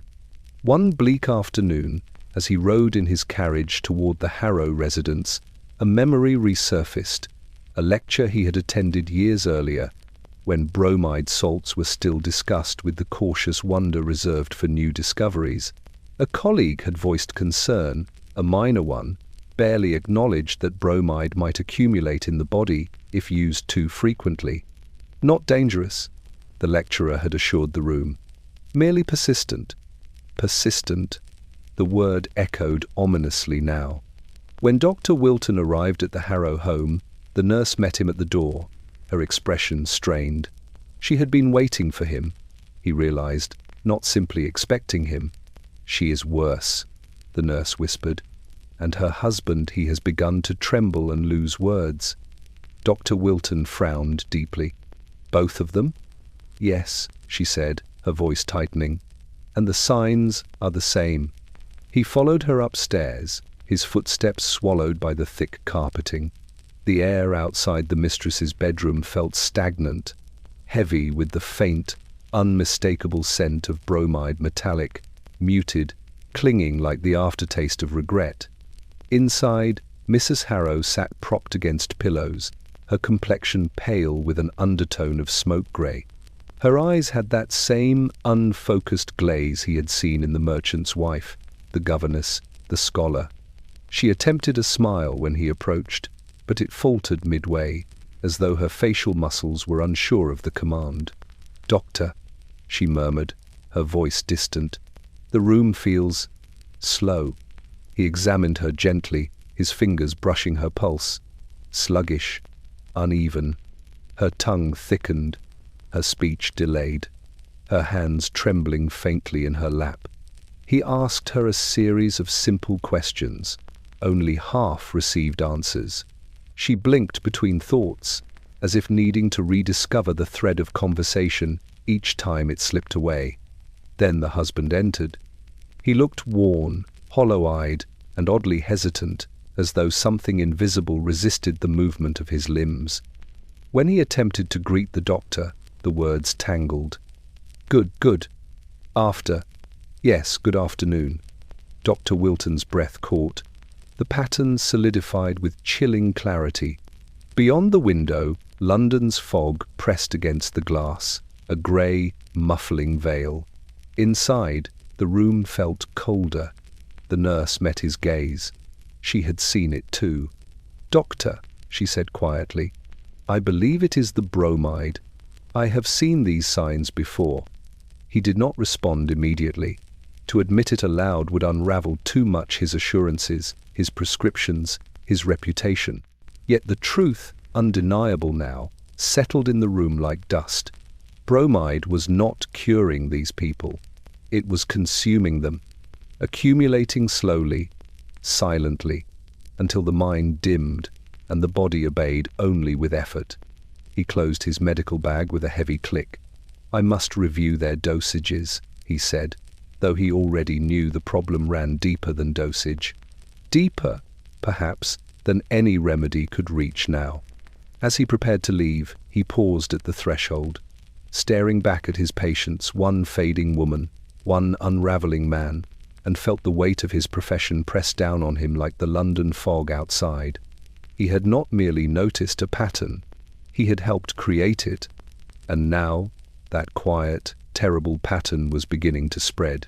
The chemist's shop, with its frosted windows and amber light, had always seemed a sanctuary, a place where ailments softened beneath the scent of lavender tinctures and peppermints wrapped in paper twists. Mr. Ashcombe, quiet, tidy, unfailingly courteous, moved through it with the serene confidence of a man who believed deeply in the power of his bottles. He was a dispenser of comfort, a healer by trade, a confidant to half the neighborhood. But even sanctuaries possess shadows. They gathered first in the ledger. The ledger, heavy and leather-bound, was his most treasured possession, each page filled with names, prescriptions, and notes written in his neat, slanted script. It chronicled London's nervous collapses, sleepless nights, tremors, fainting spells, and melancholies. It also chronicled the rise of Bromide. At first, the notes were celebratory. Mrs. Pembroke reports improved sleep. Mr. Yates says nerves much steadier. Popular remedy, reorder 24 bottles. But slowly, subtly, new entries began to appear. Records that bruised the page with their unease. Complains of unusual fatigue, persistent dullness of the mind, taste of metal in the morning, memory lapses. Eyes appeared dim, unfocused. At first, he dismissed these concerns as unrelated trifles. Patients were often dramatic, winter-bred complaints like mold bred on damp walls. But the pattern began to tug at him in quiet, relentless ways. One evening, as he closed the shop, Mrs. Atherton arrived pale and trembling, clutching her lace gloves as though they were lifelines. "My husband," she whispered breathlessly. "He cannot keep his thoughts straight. He stares at his supper as though he's forgotten what to do with it. Is it the bromide?" Mr. Ashcombe had faltered. "Impossible," he replied automatically, though doubt coiled like smoke at the base of his throat. Still, he wrote in the ledger, "Mrs. Atherton, fear husband is fogged by medication." The next morning, a factory foreman arrived with his daughter. The girl, usually lively and sharp-eyed, stumbled as she walked, her speech slow and muddled. She had been taking bromide for restless agitation, a phrase someone had once assured Mr. Ashcombe was entirely normal for girls her age. He wrote again, "Girl appears heavily sedated, beyond expectation." Then came Mr. Linton, who complained of trembling hands. Mrs. Hayworth, who could no longer recall simple appointments. A servant boy from Clerkenwell, whose tongue felt strange and thick. A widow who believed her dreams were speaking aloud to her. All of them had purchased bromide. All of them returned diminished. One fog-drenched afternoon, as he reviewed the ledger by lamplight, Mr. Ashcombe felt a tightness seize his chest. He traced the lines with his fingertips the way symptoms repeated across households, across ages, across social ranks. This was no coincidence. This was no shared fiction of overwrought minds. This was a pattern, a dangerous one. He turned to the shelf where the blue bottles stood in perfect rows. Their glass shimmered softly, deceptively, catching the light in a way that made them appear almost gentle. The sight, once pleasing, now chilled him. He lifted one bottle. It felt heavier than it should have, perhaps, because he now knew the weight it carried. His assistant, a young man still learning the ropes of apothecary life, approached timidly. "Sir, another order of bromide from the Harrow household. Shall I prepare it?" For the first time in months, Mr. Ashcombe hesitated. He glanced down at the ledger, at the repeating words fatigue, fog, trembling, forgetfulness, hallucinations. He thought of the faces attached to those complaints, drifting eyes, confused murmurs, slack movements, faces that had once trusted him. "Not yet," he said quietly. The assistant blinked, startled. "Sir?" "Not yet," he repeated, closing the ledger with a soft, decisive thud. The chemist sat down slowly, staring at the neat rows of elegant blue bottles he had sold by the dozen, the 100, bottles people believed were salvation. Bottles he now suspected were quietly undoing them. He felt the first true fracture of certainty. For years he had considered himself a steward of health, but the ledger revealed a grim truth. He had been distributing something far more treacherous, something that wore the costume of calm while hollowing the body and mind from within. And as the fog pressed against the shop windows and twilight deepened, Mr. Ashcombe realized something even worse. The pattern was only growing, and he had helped keep it alive with every bottle he filled. The widow lived alone in a narrow terrace house overlooking a street that never truly slept. Even in winter, when frost clung stubbornly to the cobblestones and lamps shivered in the wind, London's breath seeped through every crack and keyhole. Most mornings she woke before dawn, the cold pressing against her bones with familiar insistence. She blamed everything on the cold, her aches, her weariness, her trembling fingers, the strange heaviness in her limbs. Blaming the cold was easier than admitting she was afraid. Her husband had died the year before, leaving her with quiet evenings and an emptier table than she could bear. Neighbours urged her to rest more, to visit the chemist, to take something for her nerves. And so she did. She bought her first bottle of bromide with the same timid hope she once reserved for prayer. "It will warm the mind," the chemist had said kindly. "Help you sleep, help you forget your worries." Forgetfulness, she believed then, was mercy.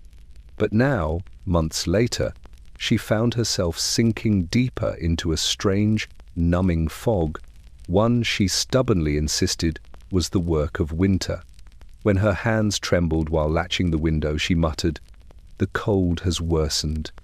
When she stumbled slightly on her own doorstep, she whispered, "These icy mornings."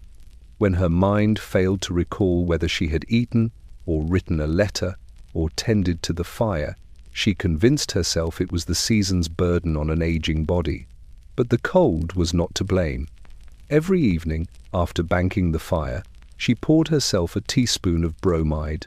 It sat on her tongue with that faint metallic tang she no longer noticed. The warmth that followed was no true warmth at all. It was sedation masquerading as comfort, a hush settling too easily in her thoughts. One night, as the wind rattled the windows, she clutched her shawl tighter around her shoulders.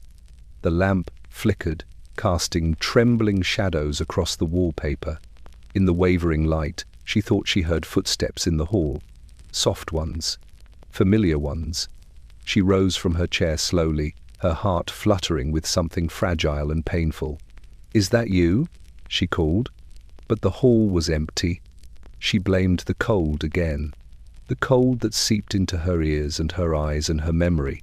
By morning, she could not recall the sound of the phantom footsteps, only the vague impression that she had been frightened, or perhaps hopeful, she could not tell. Her neighbour, Mrs. Aldridge, visited weekly with a basket of bread and polite concern. She began to notice the widow's complexion, an unhealthy pallor that deepened like frostbite beneath the skin. She noticed her vacant stares, the way she repeated questions, the faint confusion that lingered after every lull in conversation. "You should see a doctor," Mrs. Aldridge urged gently. "This winter has been unkind." "Yes," the widow agreed, pressing trembling hands together. "It is only the cold."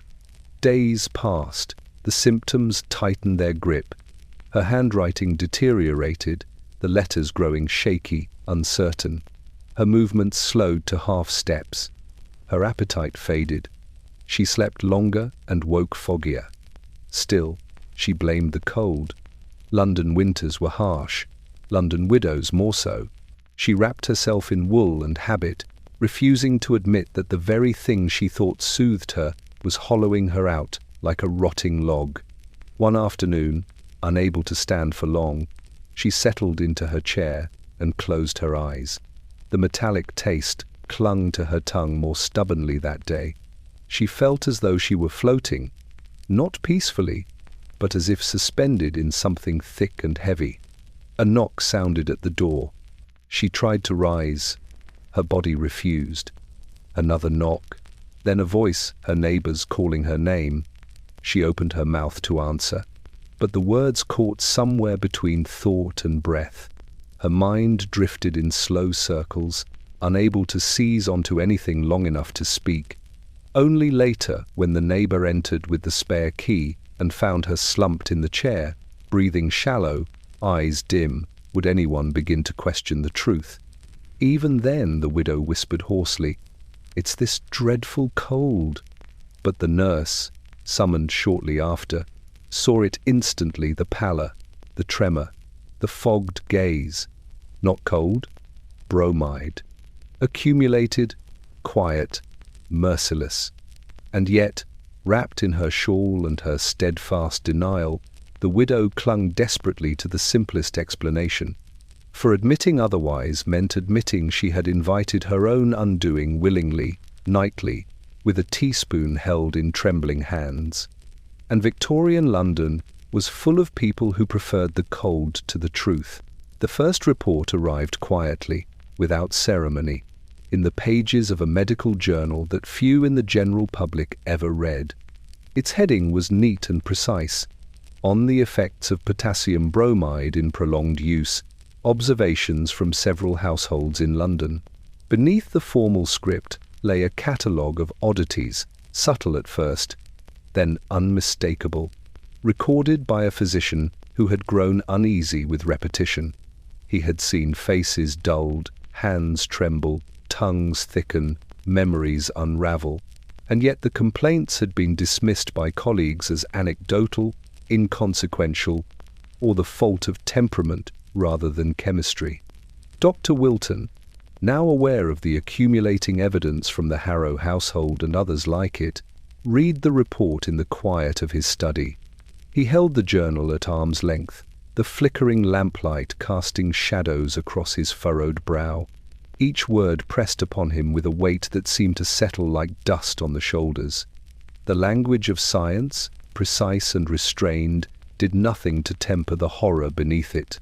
Patients taking bromide, the report noted, were experiencing symptoms collectively described as bromism: fatigue unrelieved by sleep, tremors, pallor, slowed cognition, slurred speech, and, in extreme cases, hallucinations.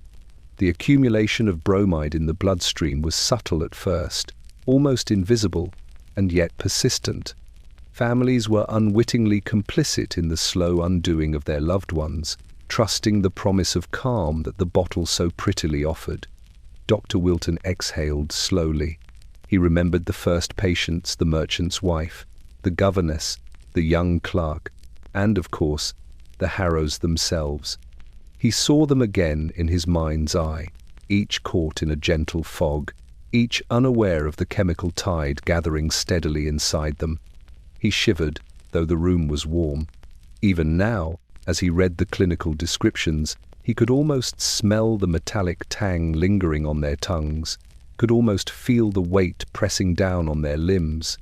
The report included case studies, thin, clinical accounts that concealed the human misery beneath. One elderly widow had slept through entire days, waking only to mumble incoherently.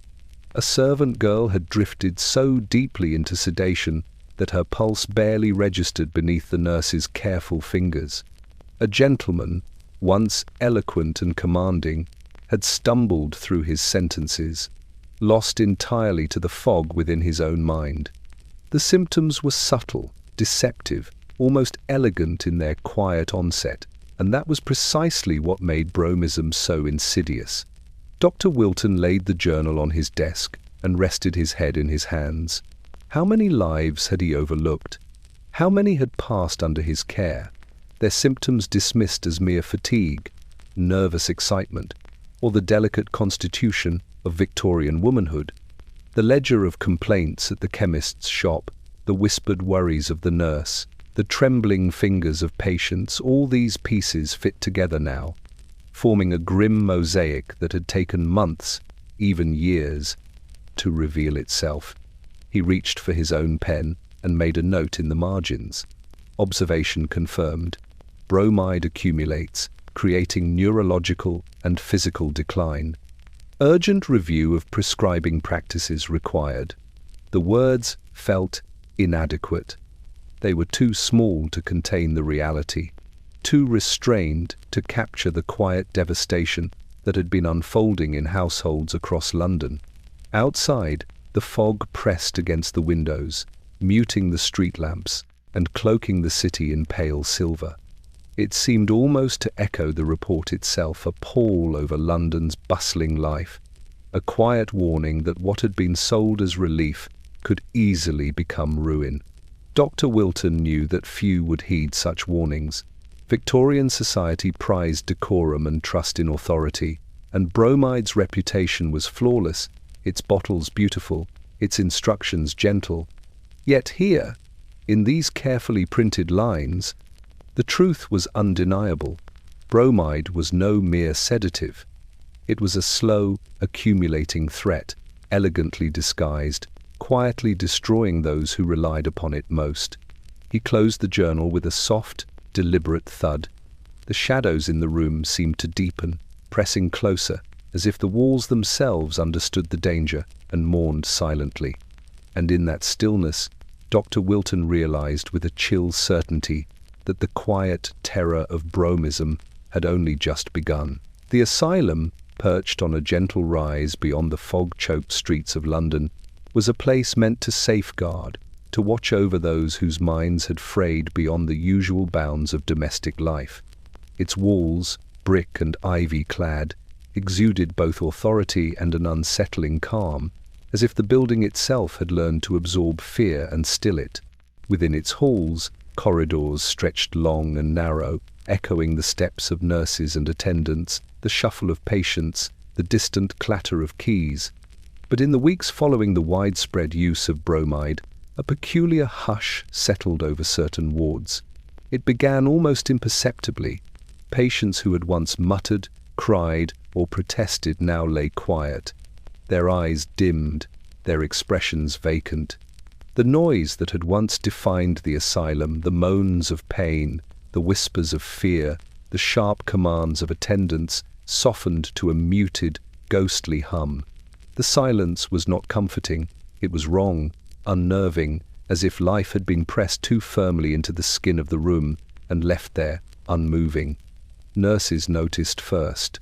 Miss Cartwright, who had tended the asylum for nearly a decade, observed the change in her rounds. She saw a young woman, previously restless and defiant, now curled in her bed, fingers twitching only slightly, eyes half-lidded. She saw a man, once argumentative and quick to shout, lying still as though the bed itself had absorbed him.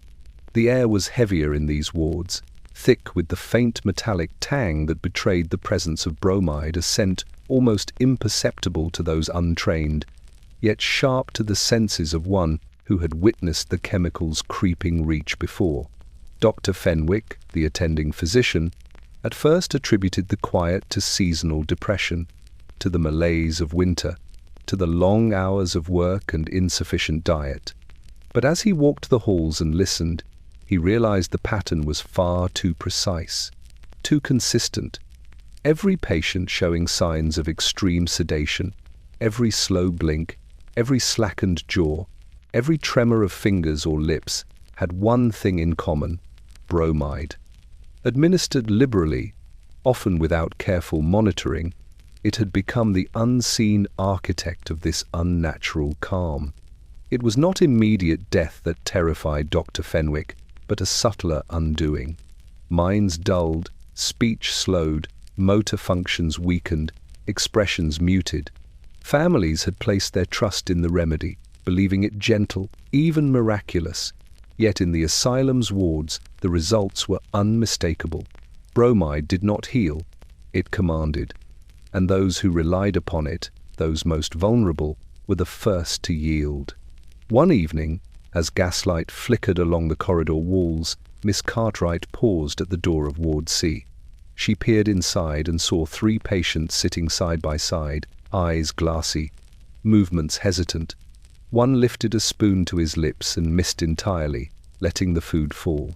Another spoke a single word, and it emerged thick, distorted, slipping from consciousness before it could form fully. The third simply stared ahead, a faint sheen on her tongue betraying the subtle presence of the chemical. She closed the door gently, shivering. These were not isolated incidents, they were a chorus, rising softly, invisibly, throughout the asylum. Each patient had entered as a person, each left a little less. Not dead, not screaming, not visibly ill but diminished, eroded, subdued. And outside the asylum walls, the fog rolled in from the Thames, blanketing the city in muted silver. It pressed against windows, against doors, against glass and skin alike, as if London itself were sighing at the quiet devastation. Within the wards, Bromide worked silently, efficiently, like a shadow that claimed life not with violence, but with gentle, persistent insistence. Miss Cartwright drew her shawl tighter and whispered a soft prayer, one she knew might not be enough. The wards remained still. The patients slept, or appeared to. The asylum, once alive with sound and motion, had grown too quiet. And the quiet, she realized with dawning horror, was not peace. It was surrender. The factory was a cavern of iron and smoke, where machinery groaned and hissed like beasts confined to obedience. Endless belts rattled and wheels turned, carrying the rhythmic heartbeat of London's industry. Among the throng of workers, young girls and boys, their small hands pressed raw by fabric and metal. She moved quietly, unnoticed except by the sharp-eyed foreman. Clara Whitfield, 16, was slight, pale, and quick. Her skin, once flushed with the vitality of youth, now carried a faint bluish pallor, a tinge that set her apart even in a room of weary workers. She did not notice it at first. She was too busy keeping pace with the demands of the looms, too intent on following orders, too aware of the cold iron against her palms. Her hands trembled slightly, but she attributed it to fatigue and the chill that seeped through the unheated factory walls. Her colleagues joked softly about nerves, but she ignored their whispers, telling herself she was merely tired, like everyone else. At home, Clara had been introduced to bromide by a well-meaning aunt who insisted it would calm her racing thoughts and ease her restless nights. A teaspoon before bed, she had said, and Clara had obediently swallowed the clear liquid, tasting only its faint metallic tang. She found herself sleeping more deeply than she had in months, waking sluggishly but with the comforting illusion of restored strength. The comfort was deceptive. By the 3rd week, the factory floor betrayed her. Her hands shook against the shuttle of the loom, fingers fumbling where they once moved with precision. The fabric caught in her fingers, threads snagged, and she swore softly, cheeks flushing not with embarrassment, but with the effort required to correct her own motions. The machinery, unforgiving, made no allowances. A misstep could mean bruised knuckles or a scalded palm, and yet she continued, as she always had, refusing to slow for fear of rebuke. Her skin, pale already, now carried the unmistakable bluish tint of chemical accumulation. She pressed her hand to her mouth, tasting the lingering metallic tang of bromide. The sensation was subtle, almost imperceptible, yet it clawed at her with every swallow, every movement, every breath. She tried to ignore it. She had always ignored discomfort, always met difficulty with diligence and quiet endurance. But the feeling persisted, growing heavier, pressing upon her with a weight she could neither lift nor shake. By afternoon, her speech faltered. When asked a question by the foreman, simple, practical instructions, her reply stumbled out in broken fragments, as if her thoughts were trailing behind her words. The other girls glanced at her, concern flickering in their eyes, but no one spoke. Fear of punishment outweighed the instinct to intervene. Clara swallowed her uncertainty, forcing a semblance of normalcy as her mind grew clouded by the Bromides' insidious presence. During the short break, she sat against the wall, fingers clutching a handkerchief, heart racing with faint panic she could not name. Her thoughts seemed to drift away from her body, as though her mind was floating in a thin, grey fog. The metallic tang lingered, a cruel reminder that she had invited this quiet surrender, night by night, dose by dose. She glanced at her fellow workers, their faces pale with exertion but alive with clarity, and wondered silently if anyone would notice her fading. She felt a loneliness deeper than the isolation of her own small room at night, a loneliness born from the creeping awareness that she was slipping beyond ordinary recovery, a quiet casualty of the very remedy meant to restore her. As the whistle blew to signal the end of the shift, she walked home slowly, each step heavy, her body betraying the mind she had once trusted to command it. At the door of her rented room, she paused, staring at the small, blue bottle resting on the table. She had been faithful to it. She had believed it offered peace, and now she realized with a cold, sinking certainty that peace was only the shadow of submission, and that her body, her hands, her mind were slowly learning to obey the invisible hand of Bromide. The hospital, a long, austere building of stone and slate, stood like a sentinel over a London street too often muffled by fog and coal smoke. Its corridors smelled of antiseptic, boiled linen, and the faint metallic tang that always clung to patients who had lingered too long under chemical care. Here, the sick came for healing, and the weary came for relief, but increasingly, those who entered were met not with treatment, but with bromide. At first, the nurses administered it only where prescribed. A teaspoon to calm nerves, to ease agitation, to coax a restless mind into the illusion of rest. The doctors, too, reassured families. It was mild, reliable, and entirely without lasting harm when properly dosed. Yet, within the wards, a subtle transformation had begun. Sleep replaced treatment. Sedation became therapy. Quietude was prized over recovery. The nurse on the evening shift, Miss Linton, noticed it first. She had cared for countless patients through influenza, typhus, and scarlet fever, and she had learned to distinguish between natural rest and the lull of chemical sedation. It was in the way their eyelids drooped unevenly, the way their hands trembled faintly, the way they struggled to lift a spoon to their mouths despite apparent compliance.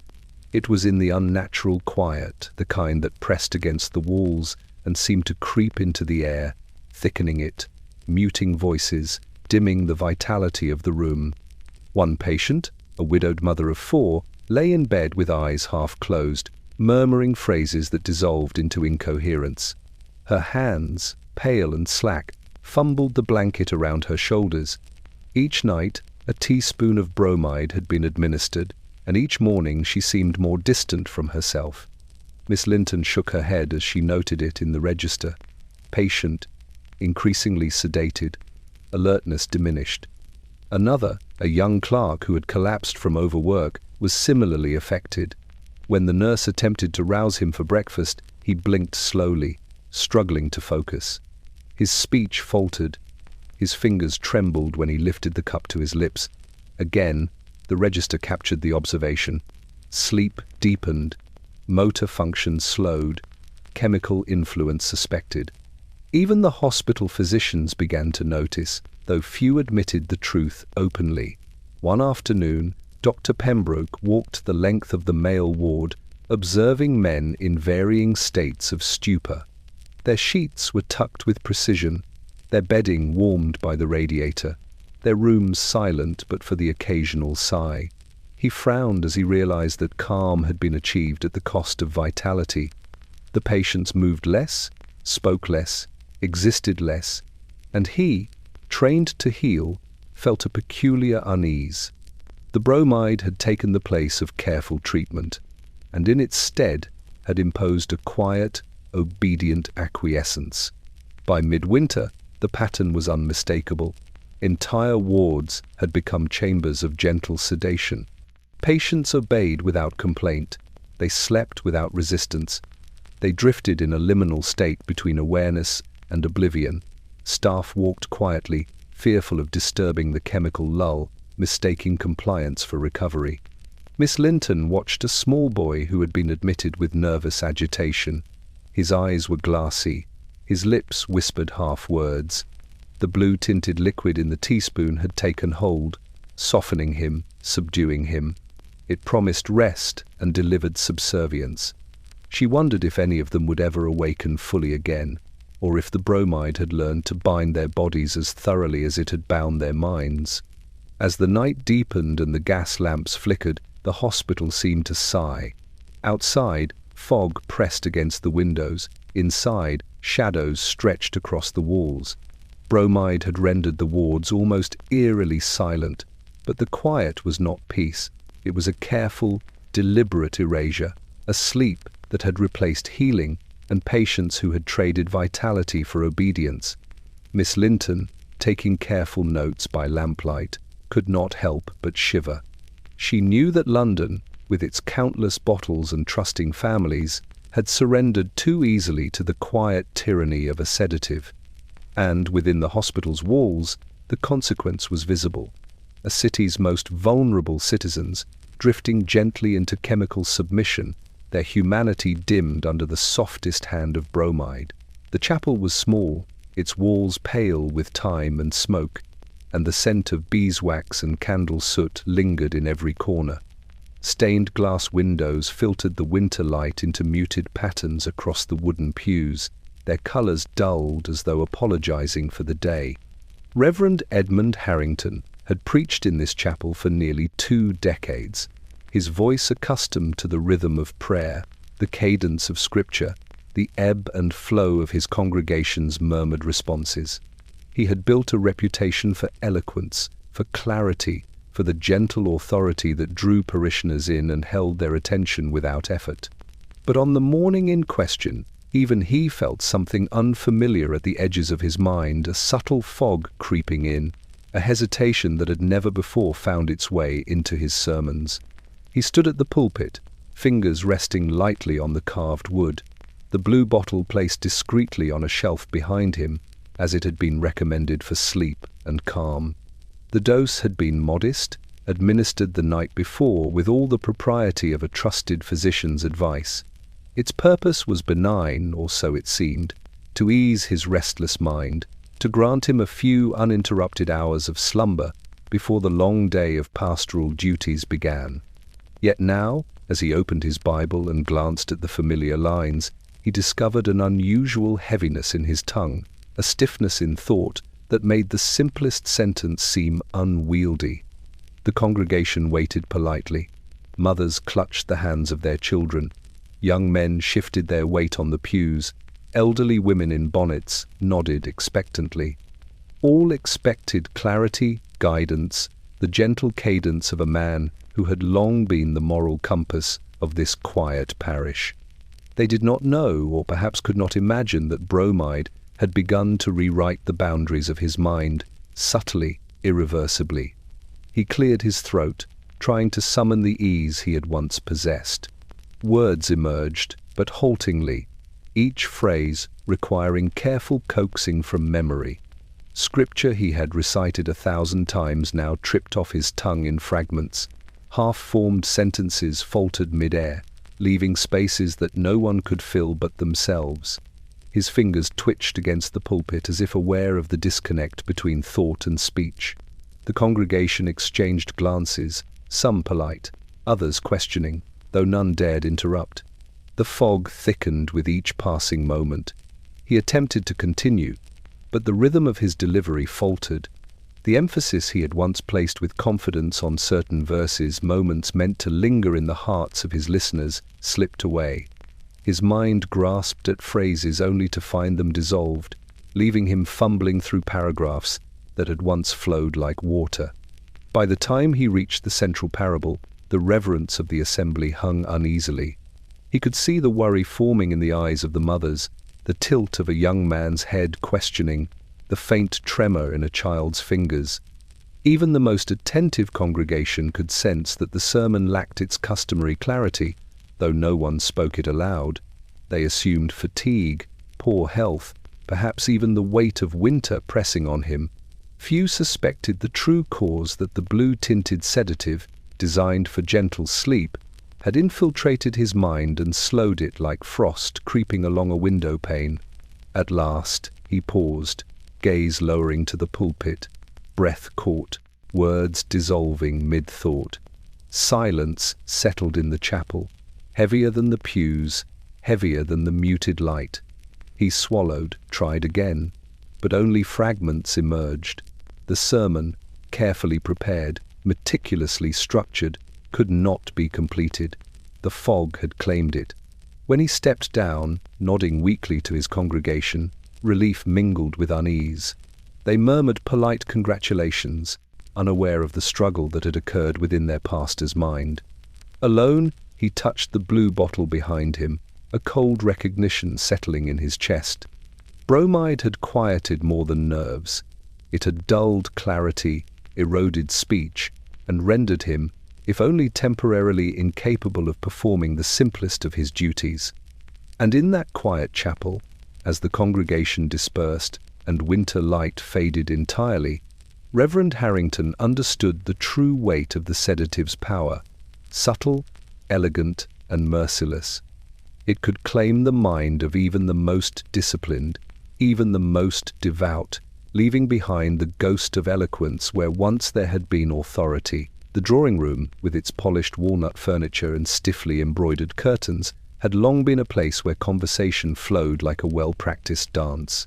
Gentlemen and ladies alike spoke in measured tones, their words precise, their gestures elegant, their manners carefully curated to reflect both education and refinement. Among them, Mr. Harrow had always been a master.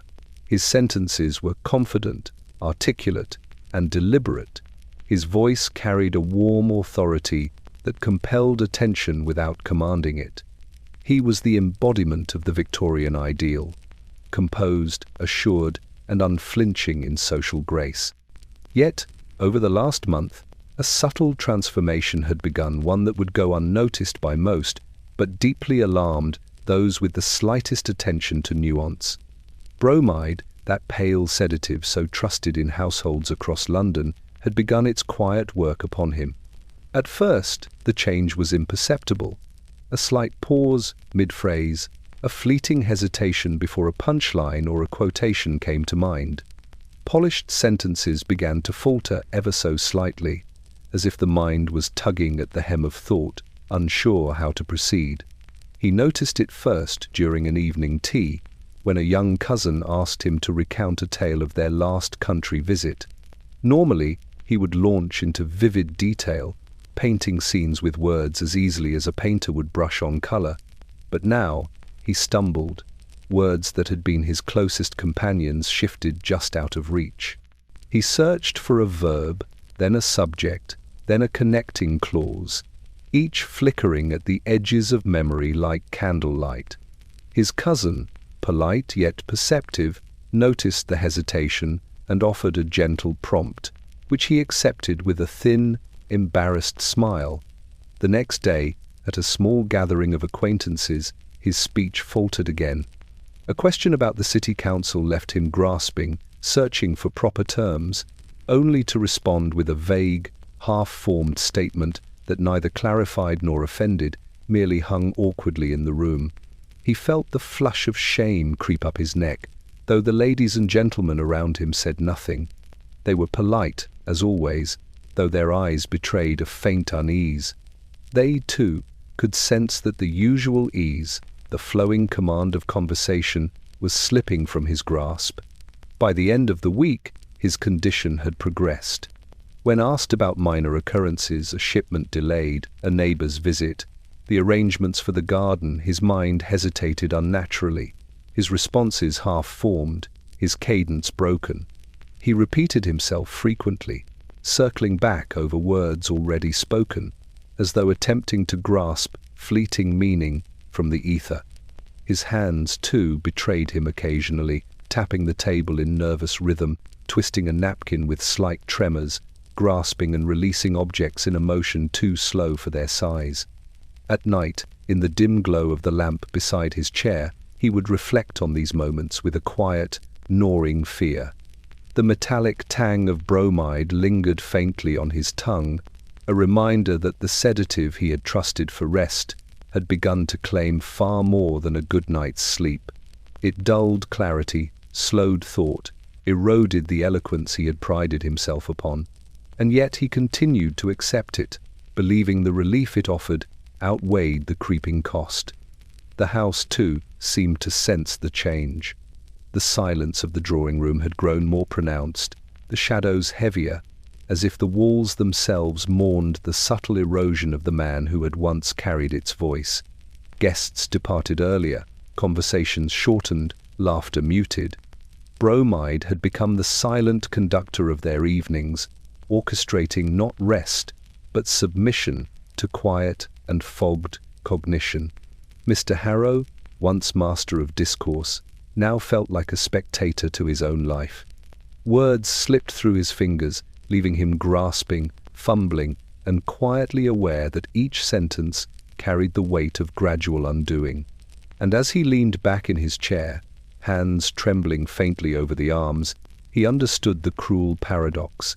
The very elixir meant to calm, to soothe, to bring peace, had instead begun to unravel him silently, elegantly, irreversibly. The dining room, once alive with the chatter of family and the clatter of silverware, had grown still. The polished mahogany table reflected the lamplight dimly, muted now, as though the air itself had thickened.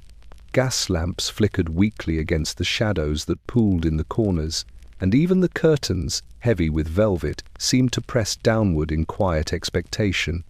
In this room, meals had always been a performance of grace and decorum, a rhythm of conversation and clinking china that measured the household's pulse.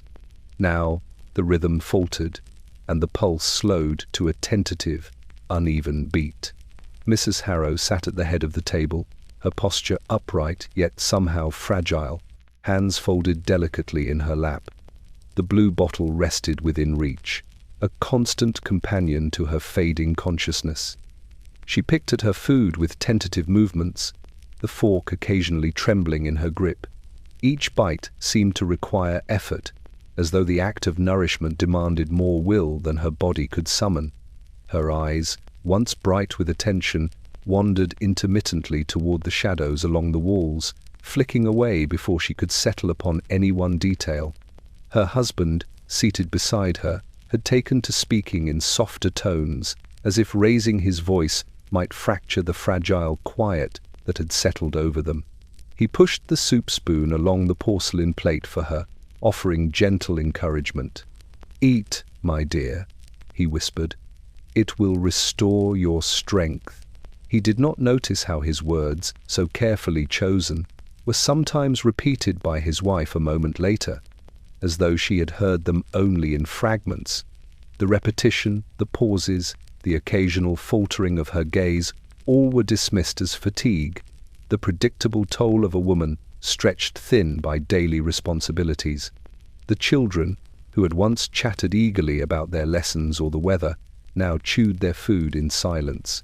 They watched their mother with uncertain eyes, catching fleeting glances of her hands trembling, of her fork dropping intermittently to the table, of her lips parting in a question she could not complete. Their whispers were hesitant, fearful of drawing attention to what they suspected, but too vivid to remain unspoken. The nurse, standing discreetly at the corner of the room, observed all of it with growing concern. She had seen this pattern before: hands that trembled too easily, eyes that lingered too long on empty spaces, lips that formed words slowly, only to release them incomplete. It was the unmistakable signature of Bromide's accumulation. The sedative, trusted as a gentle reprieve from sleeplessness and nerves, had begun to assert its dominion over the household, shaping their thoughts and movements with subtle insistence. By evening, the room was almost unbearably still. The servants moved quietly about, placing platters on the sideboard and polishing glasses, careful not to disturb the fragile air. The children ate mechanically, eyes occasionally darting to their mother, whose gaze had grown distant, as though she were peering through the walls themselves into some unreachable space. The husband tried to engage her in conversation, posing gentle questions, offering observations about the day. She responded with fragmented answers, phrases that dissolved mid-sentence, words caught in the fog of sedation. The blue bottle remained on the table, its pale contents catching the lamplight and reflecting it back with deceptive serenity. It promised calm, it promised rest, but it delivered silence, compliance, and gradual erosion. By the time the family rose from the table, the room had become a chamber of quiet surrender.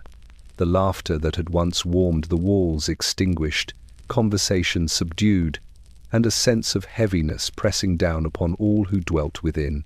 In the shadows, the nurse whispered to herself, a warning without audience.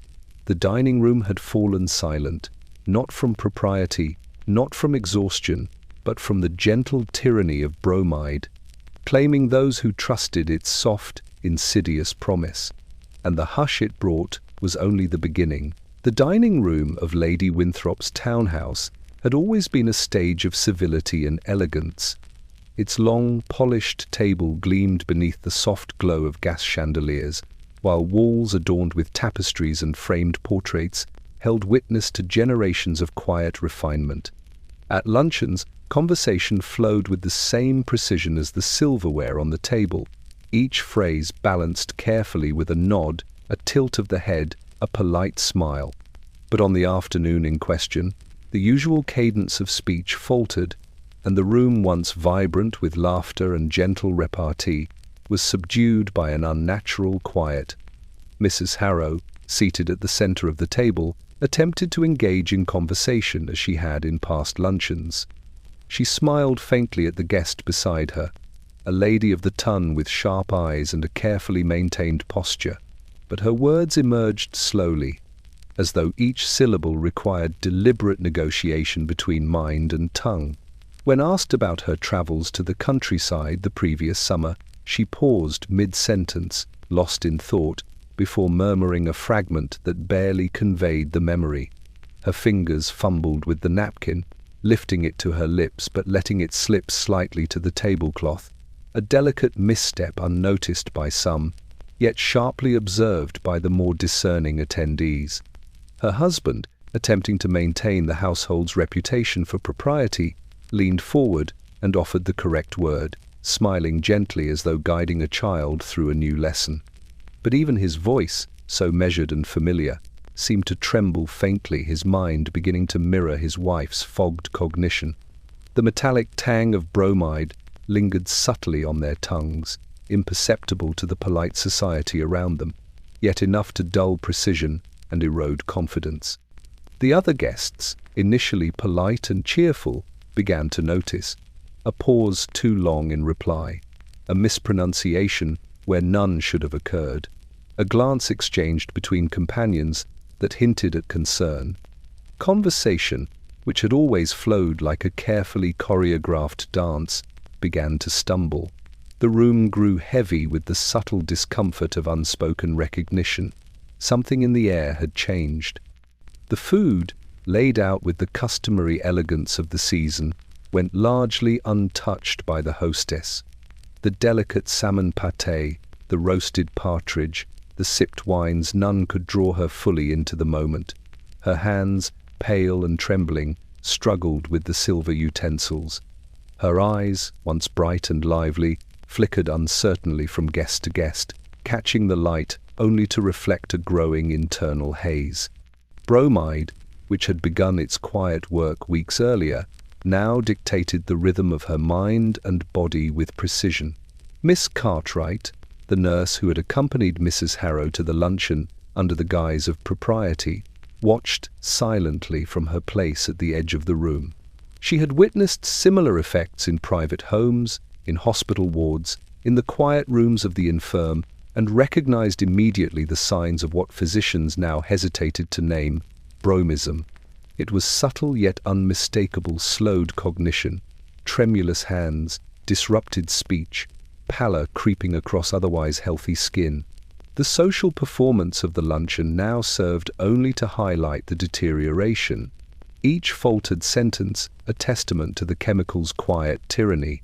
By the time the dessert was served, sugar-laced, sponge cakes, and delicate custards, the conversation had reduced to polite murmurs, carefully avoiding topics that might require coherent response.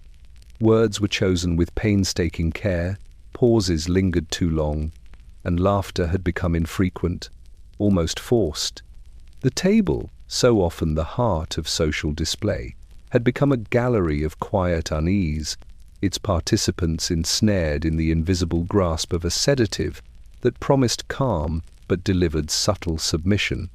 As the luncheon drew to a close, the hostess, aware, perhaps, of the faltering discourse, offered a weak toast, her smile pale against the dim light.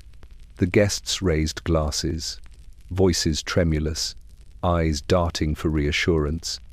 In the shadows of the room, Miss Cartwright exhaled quietly, knowing that this scene so carefully orchestrated was only a small reflection of a larger truth. Bromide had begun to claim not only private households, but even the polished, glittering stage of Victorian society itself. The soft hum of the gas lamps and the muted clink of porcelain marked the end of the luncheon. Yet the silence that lingered was far heavier than any spoken word, and in that silence the invisible hand of Bromide held dominion, reshaping minds and manners alike, leaving only the illusion of composure beneath the veneer of polite society. Dr. Wilton had carried his hesitation for weeks, like a stone in his chest. Each visit to the Harrow household, each observation in private homes and hospital wards had pressed upon him the same relentless truth. Bromide, that pale, elegant sedative so trusted by Victorian families, was no mere tonic for nerves. It was an agent of subtle undoing, quiet and persistent, eroding speech, movement, and cognition with each nightly teaspoon. He had whispered his concerns to the nurse, exchanged cautious glances with fellow physicians, and recorded everything meticulously in his journal.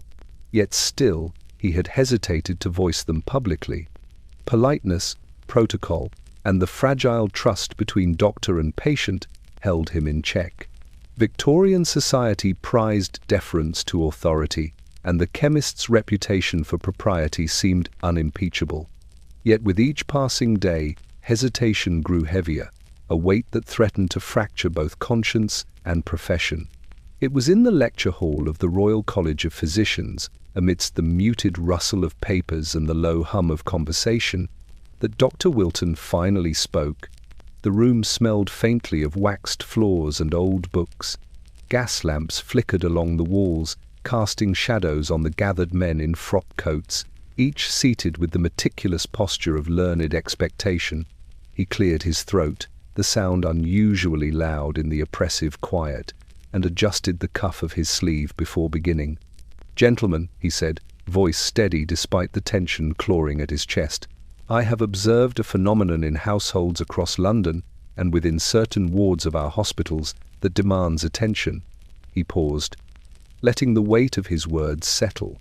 Potassium bromide, widely administered as a sedative and nervine, has shown effects beyond its intended purpose. A murmur passed through the room, subtle but discernible, like the ripple of wind across still water. The assembled physicians leaned forward, pens poised over notepads. Dr. Wilton continued, Patients of all ages, of varying health and constitution, have presented with symptoms consistent across cases: tremors, pallor, slowed cognition, impaired speech, and in extreme instances, hallucinations. The administration of bromide, especially in repeated nightly doses, appears to produce an accumulation in the body, which I have begun to term bromism. He held a pause, watching the reactions around him. Some faces betrayed skepticism, others polite curiosity, a few flickered with discomfort. "Consider the implications," he said, gesturing to the rows of seated colleagues. "A remedy trusted to calm nerves has, in repeated use, demonstrated the capacity to dull faculties, weaken motor function, and subvert the very behaviors it was meant to preserve. Families, unaware of the subtlety of this effect, continue administration in good faith, believing in a benign treatment. And yet the evidence, gathered from both private residences and hospital wards, suggests a persistent, cumulative, and ultimately dangerous influence." He produced his journal, laying it on the lectern. "Here are the records of symptoms observed, correlated with dosages and duration of administration. I submit them not as anecdote, but as a pattern undeniable in its consistency." The room fell silent, heavier than before. The gas lamps flickered, casting an almost accusatory glow on the gathered men. Dr. Wilton could feel their eyes upon him, measuring, judging. Some were already scribbling notes, some leaned back, skeptical but intrigued, others exchanged whispered doubts about the propriety of airing such concerns. "I urge caution," he concluded, voice firm, "and careful review of prescribing practices. Bromide may soothe, but it also commands slowly, quietly, invisibly.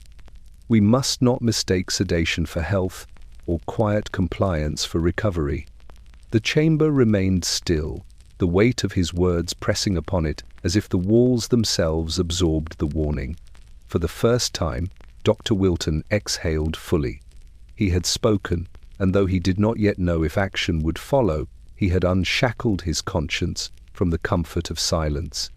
Outside, the fog pressed against the windows, muffling the streets of London, and he knew if the city itself could listen, it would hear the warning in the hush.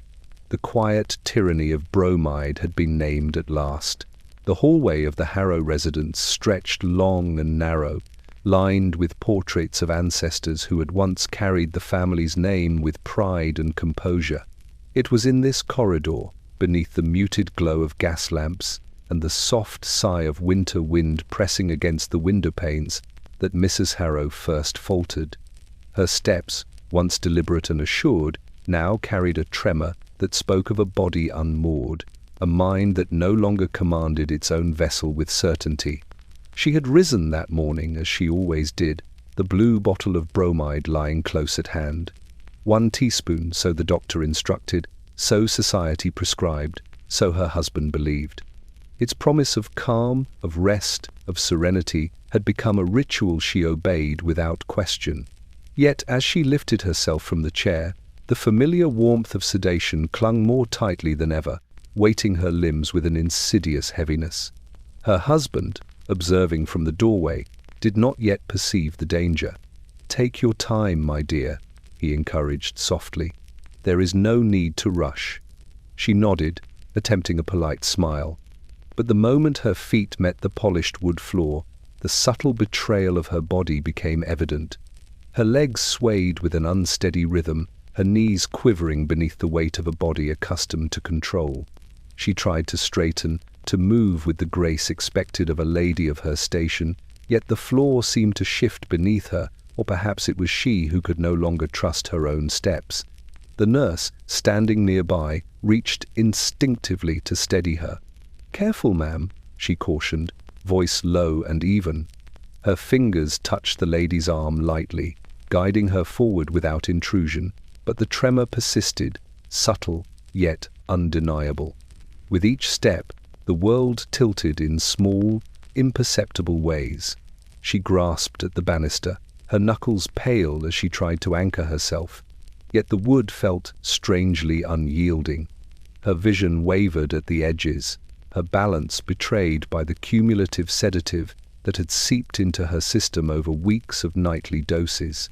The metallic tang of bromide lingered faintly on her tongue, a ghostly reminder that the comfort she sought had long since transformed into subtle captivity.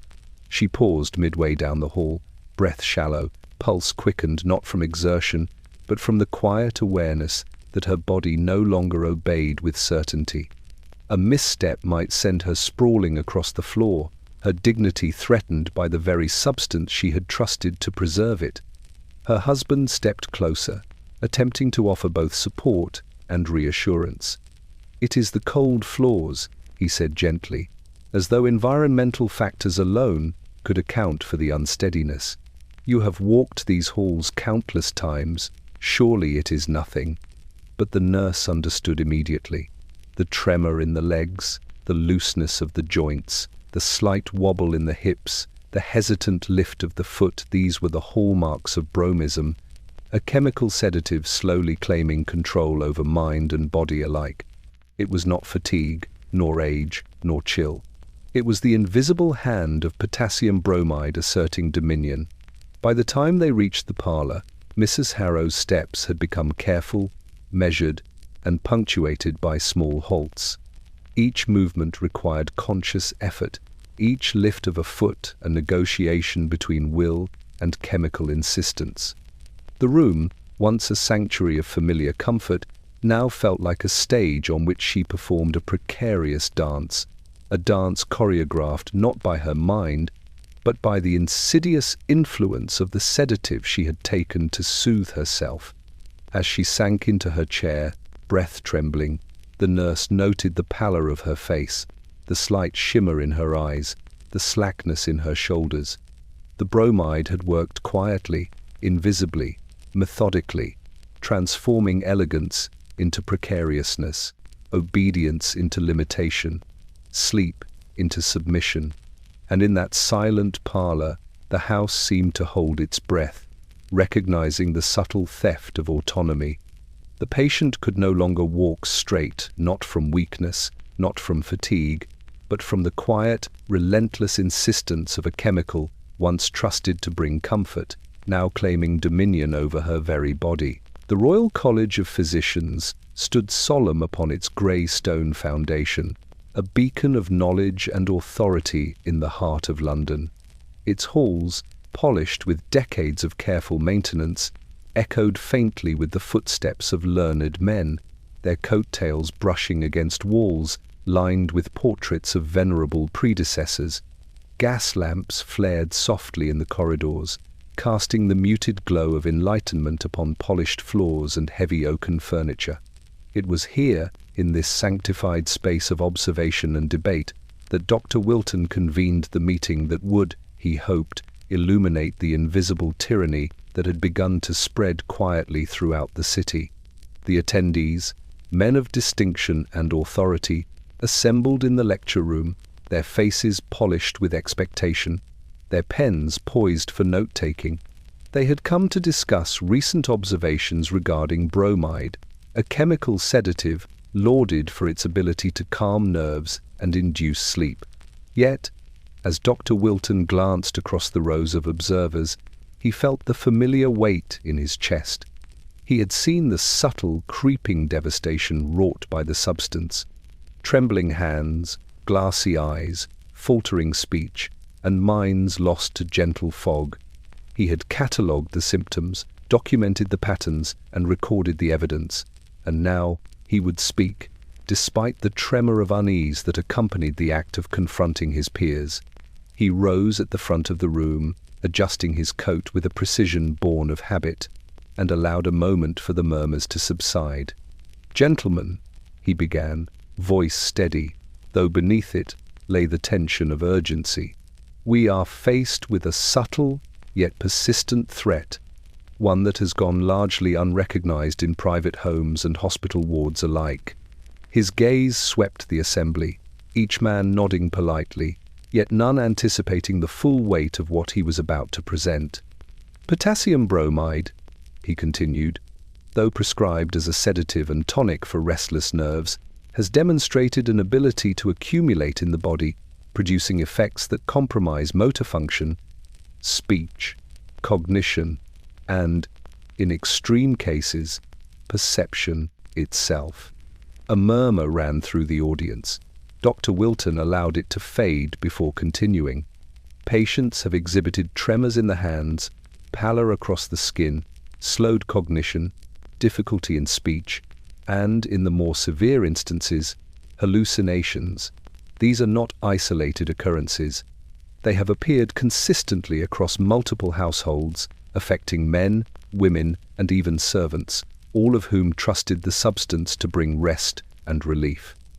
He paused, allowing the words to sink into the room like fog settling on the streets of London. He turned to a prepared ledger of cases, laying it upon the lectern. Here are the records from domestic visits, hospital observations, and consultations. Patterns emerge unmistakably. Repeated nightly doses produce cumulative sedation, subtly eroding both physical and mental faculties. It is the product of reliance on bromide as a remedy without careful monitoring, a quiet, invisible dominion over those who believe themselves merely at rest. A colleague leaned forward, fingers steepled. You suggest that what has been considered benign is, in truth, insidious. His tone was polite, yet edged with incredulity. Yes, Dr. Wilton replied firmly. Insidious, precisely because it masquerades as care, as comfort, as civility. Its effects are gradual, almost elegant, slipping into the mind and body unnoticed until the patient is already compromised. He allowed a moment's silence. The gas lamps flickered, shadows stretching across the portraits of medical forebears who had once claimed authority over life and death. In that room, Dr. Wilton felt the weight of centuries pressing down the expectation that physicians provide safety, guidance, and understanding. He knew the challenge ahead, convincing the guardians of propriety that a substance long trusted could, in quiet elegance, betray those it was meant to serve. As he concluded, he looked across the assembly. We must exercise caution. We must review prescribing practices. We must recognize that bromide, though mild in appearance, wields a power that is neither gentle nor entirely benevolent. Observation, record, and restraint must guide our actions, lest the sedative's quiet dominion extend further, unchecked. The room remained still, heavy with thought. The weight of evidence, the authority of observation, and the subtle terror of bromide's reach pressed upon them all. And outside, London's fog crept along the streets, pressing against windows and doors, a silent witness to a city learning, slowly and reluctantly, the true cost of comfort. The first hint had been subtle, almost imperceptible, a slight delay in her responses, a faint slackening of her gaze, a hand that trembled when lifted to brush her hair. It was easy, in the beginning, to dismiss these signs as fatigue, or melancholy, or the ordinary frailties of a woman whose days had grown long and monotonous. Yet over weeks of careful observation, the truth became undeniable. The woman, once vivacious and attentive, now existed in a perpetual liminality, caught between wakefulness and the gentle pull of bromide-induced sedation. Her bedroom, once filled with the quiet energy of morning routines, had become a chamber of shadows. Curtains, heavy with velvet, were drawn to filter the daylight, softening its intrusion into the room. Gas lamps flickered even in the late morning, casting their muted glow across the quilted bedding, the polished floorboards, and the blue bottle that lay always within reach. Each teaspoon of bromide, administered with meticulous care by her husband and observed by the nurse, had promised calm, but had delivered something far more insidious, a partial surrender of consciousness. She drifted into sleep with the grace of a woman accustomed to the ritual, her eyes closing slowly, her limbs relaxing in a way that seemed almost unnatural. The nurse watched her closely, noting the subtle irregularities of breath, the twitching of fingers, the shallow, rhythmic rise and fall of her chest. Each exhale seemed measured, deliberate, as though her body was aware of the need to conserve energy against the chemical tide washing over it. Days stretched into weeks. She awoke briefly in the mornings, eyes blinking slowly, mind clouded, tongue thick with the lingering metallic tang of the sedative. Attempts at conversation yielded fragments of words, sentences disjointed, the cadence of thought fractured. Even her husband, once confident in the safety of his ministrations, began to notice the growing irregularity of her responses. Her smiles no longer reached her eyes, her attention wandered within the confines of the room, fixating on shadows that shifted imperceptibly in the flickering lamplight. Visitors noticed it as well. Gentlewomen who had once admired her quick wit and keen conversation now hesitated when speaking to her, as if uncertain whether she would understand or respond. Their voices softened, careful to avoid abrupt questions or extended dialogue. Even the children, whose presence once elicited laughter and warmth, approached her with quiet steps, sensing the fragile hold she had on awareness. The nurse's observations grew increasingly grave. She noted the gradual decline in motor coordination, the slackening of muscle tone, the diminishing response to touch or sound. Each teaspoon of bromide had, over time, compounded the effect, embedding itself within her system with a quiet tenacity that resisted reversal. Attempts at awakening, gentle shakes, soothing words, the subtle application of cool cloths were met with fleeting reactions, never sustained. She existed, but only partially, caught in the chemical haze that had become her new normal. At night, when the house settled into stillness, the room seemed to hold its breath. Shadows stretched across the walls, heavy with the weight of observation and anticipation. The blue bottle gleamed faintly under the lamplight, innocent in appearance, yet emblematic of the slow erosion taking place. Bromide had delivered what it promised sleep, but it had stolen something far more essential: the complete presence of a living, breathing, thinking woman. By the end of the week, the nurse recorded her notes with a mixture of meticulous precision and quiet sorrow.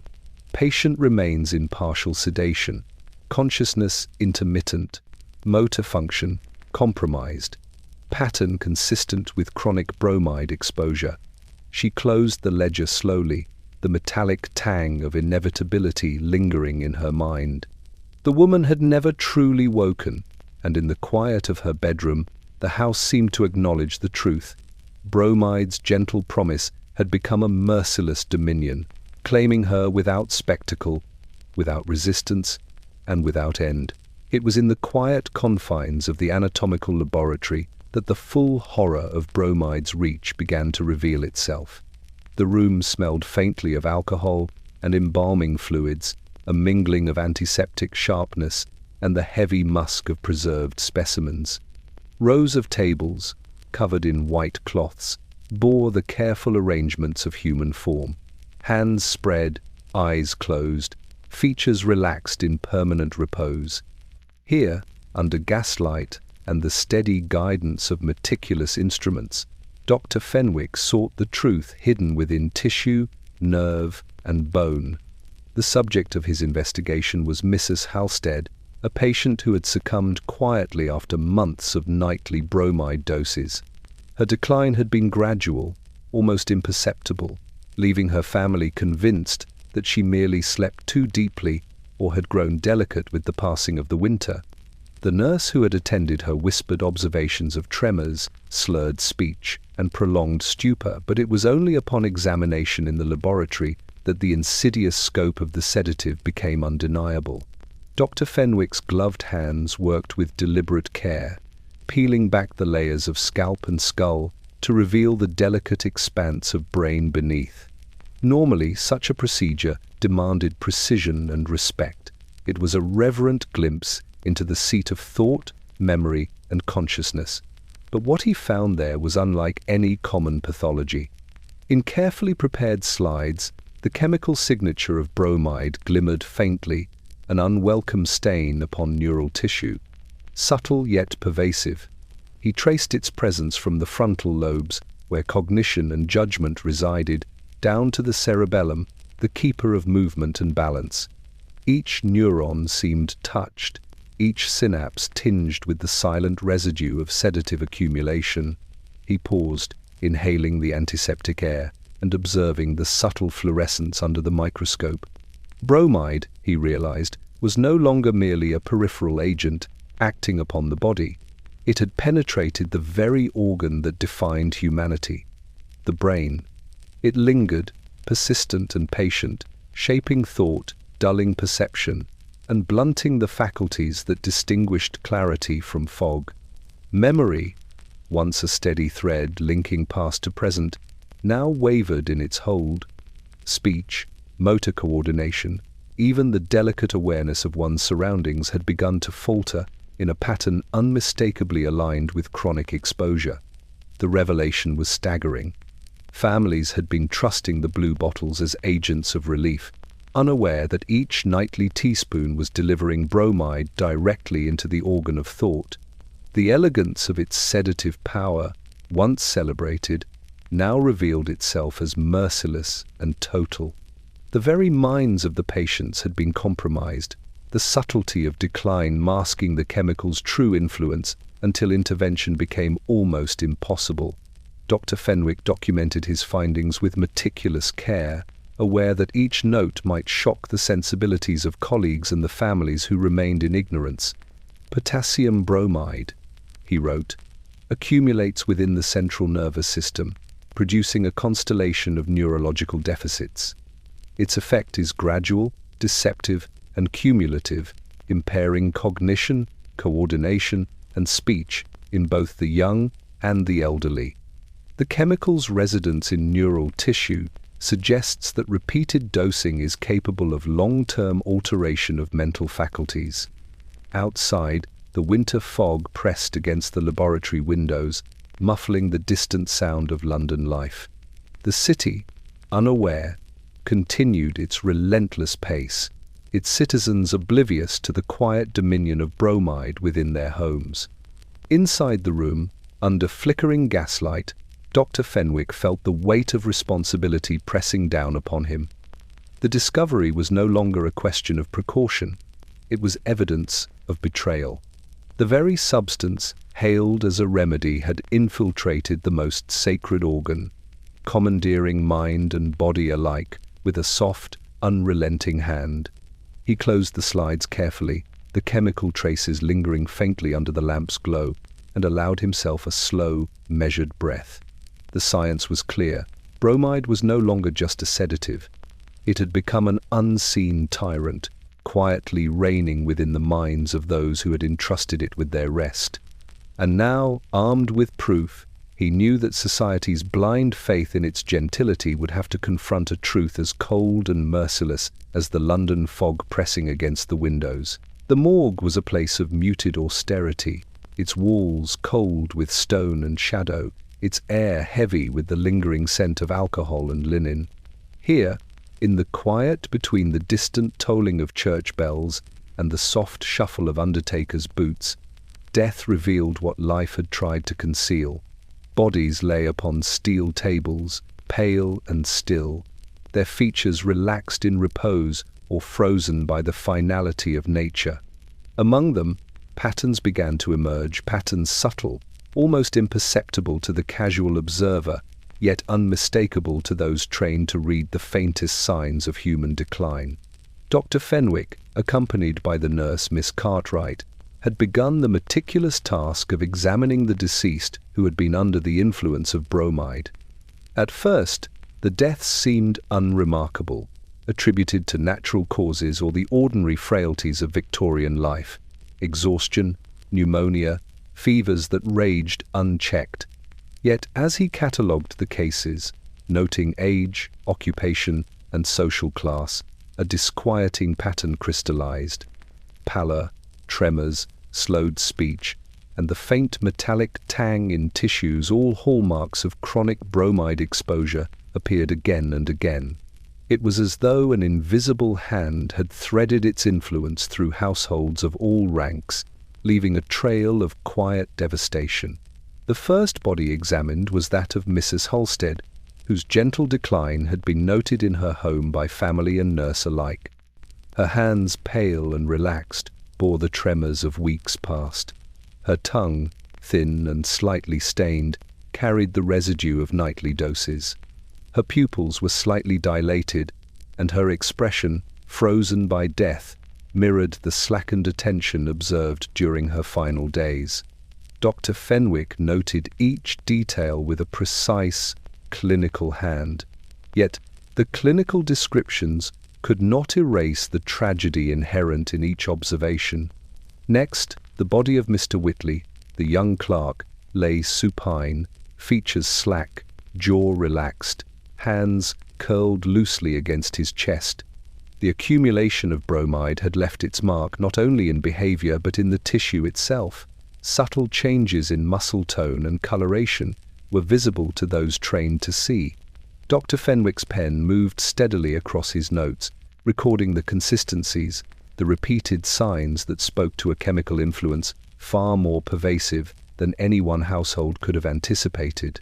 The nurse moved silently, adjusting the cold lamps to reduce shadows, her eyes sweeping over each patient with a combination of professional detachment and empathetic sorrow. She observed the subtle commonalities, slack muscles, glassy eyes, faint pallor, and the peculiar hue of the skin, tinged with the faintest trace of metallic residue. These were not anomalies, they were signatures, etched across bodies as consistently as any disease, yet invisible to those who lacked careful attention.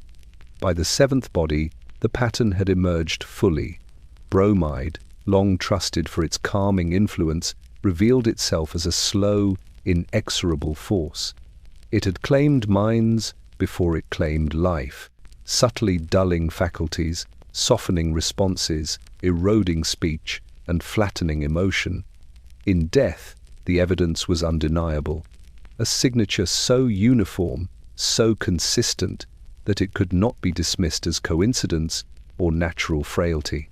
Dr. Fenwick closed his notes, the air heavy with unspoken mourning. The morgue, silent except for the faint hum of gas lamps and distant footfalls, seemed almost alive with the revelation.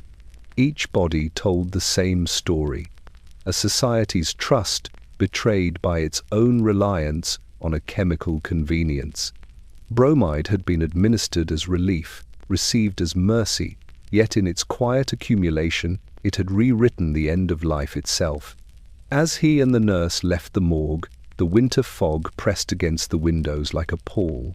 Dr. Fenwick exhaled, understanding fully the scope of what they had uncovered. In life, bromide dulled thought and motion. In death, it left an unmistakable trace. And across London, in parlours, bedrooms, and factories, the invisible hand of the sedative continued its quiet dominion, claiming obedience, sleep, and ultimately, a slow erosion of vitality that few would recognize until it was too late. Dr. Wilton sat alone in his study, the late afternoon sun filtering weakly through the lace curtains, casting patterns of shadow and light across the rows of medical texts that lined the walls. The air was thick with the faint odor of antiseptic, ink, and old paper, a scent that had accompanied him through decades of practice. But today it felt heavy, oppressive, laden with the weight of reflection and remorse.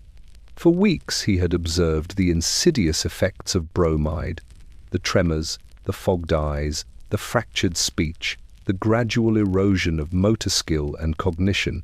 Now, in the quiet of his office, he began to reconstruct, mentally, the ledger of every patient to whom he had recommended, prescribed, or administered the chemical. Each case appeared with unnerving clarity. Mrs. Harrow, pale and drifting in her own home, reliant upon a blue bottle that promised peace but delivered subtle captivity. The young clerk whose hands no longer obeyed the swift commands of thought, who had stumbled through ledger lines as if counting numbers through molasses. The factory girl, limbs heavy with sedation, struggling against the rhythm of industry. Even the widows, the governesses, the gentlemen in society parlours All had been touched by his hand, guided by trust and protocol, and now revealed as unwitting participants in a quiet undoing.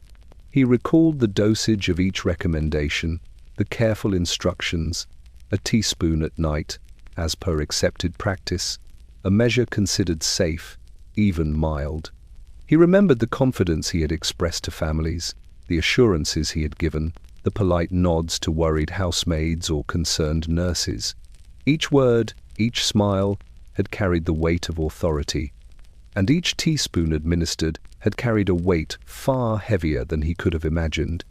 The slow accumulation of bromide, invading not only the body but the mind, reshaping thought, speech, and action with imperceptible precision.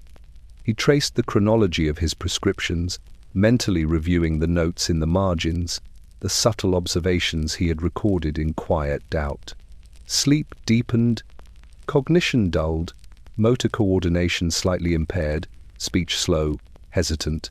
At the time, he had hesitated to speak aloud, attributing the symptoms to fatigue, stress, or ordinary frailty.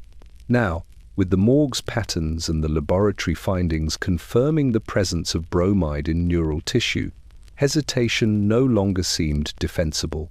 He imagined each patient sitting or lying, oblivious to the chemical's accumulation, their trust placed entirely in his expertise. Faces flickered before him in the dim light, glassy eyes, slack hands, tremulous fingers, and lips that struggled to form the words they intended. He saw the subtle effects of cumulative sedation, their sleep no longer restorative, their minds no longer fully their own. And he realized, with a tightening in his chest, that every dose he had prescribed was a small, incremental act in a broader, unintentional tyranny. The blue bottle, innocuous on its shelf, gleamed in his memory as both promise and betrayal. Its delicate form, so often admired for elegance and propriety, had become a vessel of quiet domination. It lulled, it soothed, it reassured, but it also ensnared, diminished, and unmoored the faculties it promised to preserve. Dr. Wilton leaned back, hands trembling slightly, and exhaled. He had recalled every dose, every recommendation, every word of reassurance he had offered to anxious families. The ledger of his conscience was full, the weight undeniable. He understood now that knowledge carried responsibility beyond observation, beyond duty, beyond decorum. He had the proof, the patterns, the evidence, and with it, the imperative to act. Outside, London's fog pressed against the window panes like the gaze of a silent witness. In the quiet of the study, Dr. Wilton understood the extent of what he had unleashed, and the urgency with which he must now seek to undo it, or, at the very least, to prevent further submission to the quiet dominion of bromide. The back room of Mr. Ashcombe's chemist shop had always been a place of subtle authority, a sanctuary for tinctures, powders, and the meticulous instruments of his trade. It was here that the invisible threads of Victorian domestic life were tied to the bottles and vials he prepared with exacting care. Here, the quiet transactions of trust and reliance occurred daily. A mother seeking calm for a restless child, a governess for nerves frayed by long hours, a young clerk for sleepless nights, wrought by the relentless demands of industry. And here, in the soft amber glow of lamplight, he had maintained the ledger of every purchase, every recommendation, every subtle complaint. But now the ledger lay open before him, a record of consequence heavier than any book he had ever consulted. Names, doses, and patterns, once neat and clinical, pressed against his conscience like shadows, stretching long and dark across the polished surfaces of his shelves. He traced the columns with trembling fingers, noting the recurring signs: tremors, pallor, delayed speech, faltering cognition. He recognized the unmistakable fingerprint of bromism, subtle yet persistent, appearing across households of every class and station. The decision came slowly, like fog rolling across the Thames. The back room would be closed. It was not merely a matter of propriety or commerce. It was a declaration of acknowledgement, a small act of accountability in a world that had long celebrated the gentility of a chemical promise without recognizing its insidious reach. The bottles that had once been symbols of calm, so elegantly displayed in rows of cobalt and azure, would no longer be freely accessible, no longer offered with casual authority. As he drew the curtains across the small windows, the amber lamplight softened, casting long shadows across the walls lined with glass jars and polished instruments. Each bottle seemed to glimmer with quiet accusation, a reminder of the countless evenings when families had trusted his expertise, only to find their loved ones gradually subdued, their vitality diminished. The blue bottles, once innocuous and reassuring, had become instruments of a slow, almost invisible tyranny, commanding obedience, silencing dissent, and eroding the faculties of those who consumed them. He moved carefully among the shelves, placing each vial behind lock and key, arranging them as though burying a secret too heavy to bear openly. The ledger followed, carefully closed, ink still glistening in the flickering light. The weight of the knowledge pressed down upon him. He had sold comfort, he had sold calm, and he had sold it to those who did not yet understand the quiet cost it exacted. Outside, London's fog pressed against the windows with the same unyielding persistence as the bromide itself, curling into the streets and alleyways, obscuring the gas lamps, silencing the clatter of footsteps. Within the shop, the hush was nearly absolute. The soft tick of the wall clock marked time with deliberate care, each second echoing in the stillness of a chemist who now understood fully the consequences of his craft. For years, the back room had been a place of quiet efficiency, a sanctum of trust. Now, as he turned the key in the lock, the room became a testament to restraint, a barrier against further surrender. Bromide would still exist, still be sought, still be consumed in homes where trust outweighed skepticism, but here, at least, its dominion would meet a pause. The chemist's ledger, the neatly labelled vials, the polished counters, all bore witness to a small late recognition that elegance could conceal danger, that gentility could mask tyranny, and that even the most seemingly benign remedy could shape the lives of London's citizens in ways subtle, pervasive, and irrevocable. Mr. Ashcombe stepped back from the closed door, hands still trembling, and exhaled. Outside, the fog rolled onward, indifferent to human concern. Inside, the chemist understood the quiet enormity of his act. The back room was shut, but the work, the consequences, the quiet dominion of bromide lingered still. The notice appeared first in the small columns of the morning papers, tucked between advertisements for corsets and the latest elixirs promising vitality and youth. Its words were measured, formal, and restrained, as befitted the authority of the medical community. A warning concerning the cumulative effects of bromide, the sedative so widely trusted across Victorian households. The heading, concise and unembellished, drew the reader's attention only with subtle gravitas. Observations on the chronic administration of potassium bromide. Beneath it lay the careful exposition. Tremors, pallor, slowed cognition, impaired speech, and, in extreme cases, hallucinations had been recorded among those relying upon the chemical for nightly repose. Yet for all its measured tone and careful detail, the warning arrived too late. By the time the notice reached the desks of London's families, the gentle dominion of bromide had already taken root in countless homes. Children had grown pale, governesses sluggish, clerks listless, and the lady of the household, once vibrant and commanding, had become an image of delicate, haunting submission. The blue bottles, elegant and unassuming, still glimmered on nightstands, their contents awaiting the next teaspoonful, indifferent to the tardy admonitions printed in ink on paper. Dr. Wilton, who had laboured for weeks to document the evidence, read the notice in dismay. He had hoped that authority, once exercised, might arrest the creeping influence of bromide before further lives were compromised. Instead, he understood with a bitter clarity that the publication, cautious and deliberate though it was, could not undo the quiet tyranny that had already been set in motion. Families would read the warning with polite interest, perhaps adjust a dose here or there, but few would truly grasp the subtle, insidious reach of the substance they had trusted to bring calm. The nurse, Miss Cartwright, saw it differently.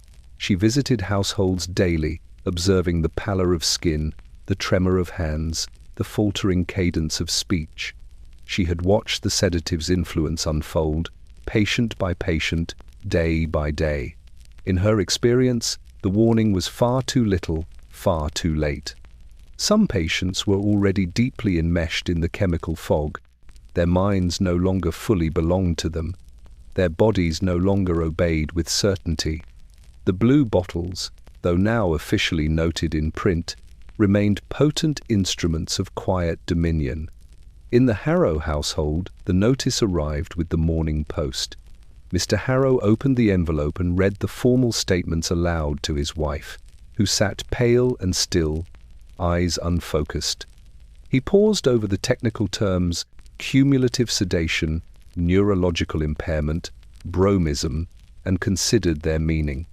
Yet even as he digested the information, he misinterpreted it, reassurance disguised as caution.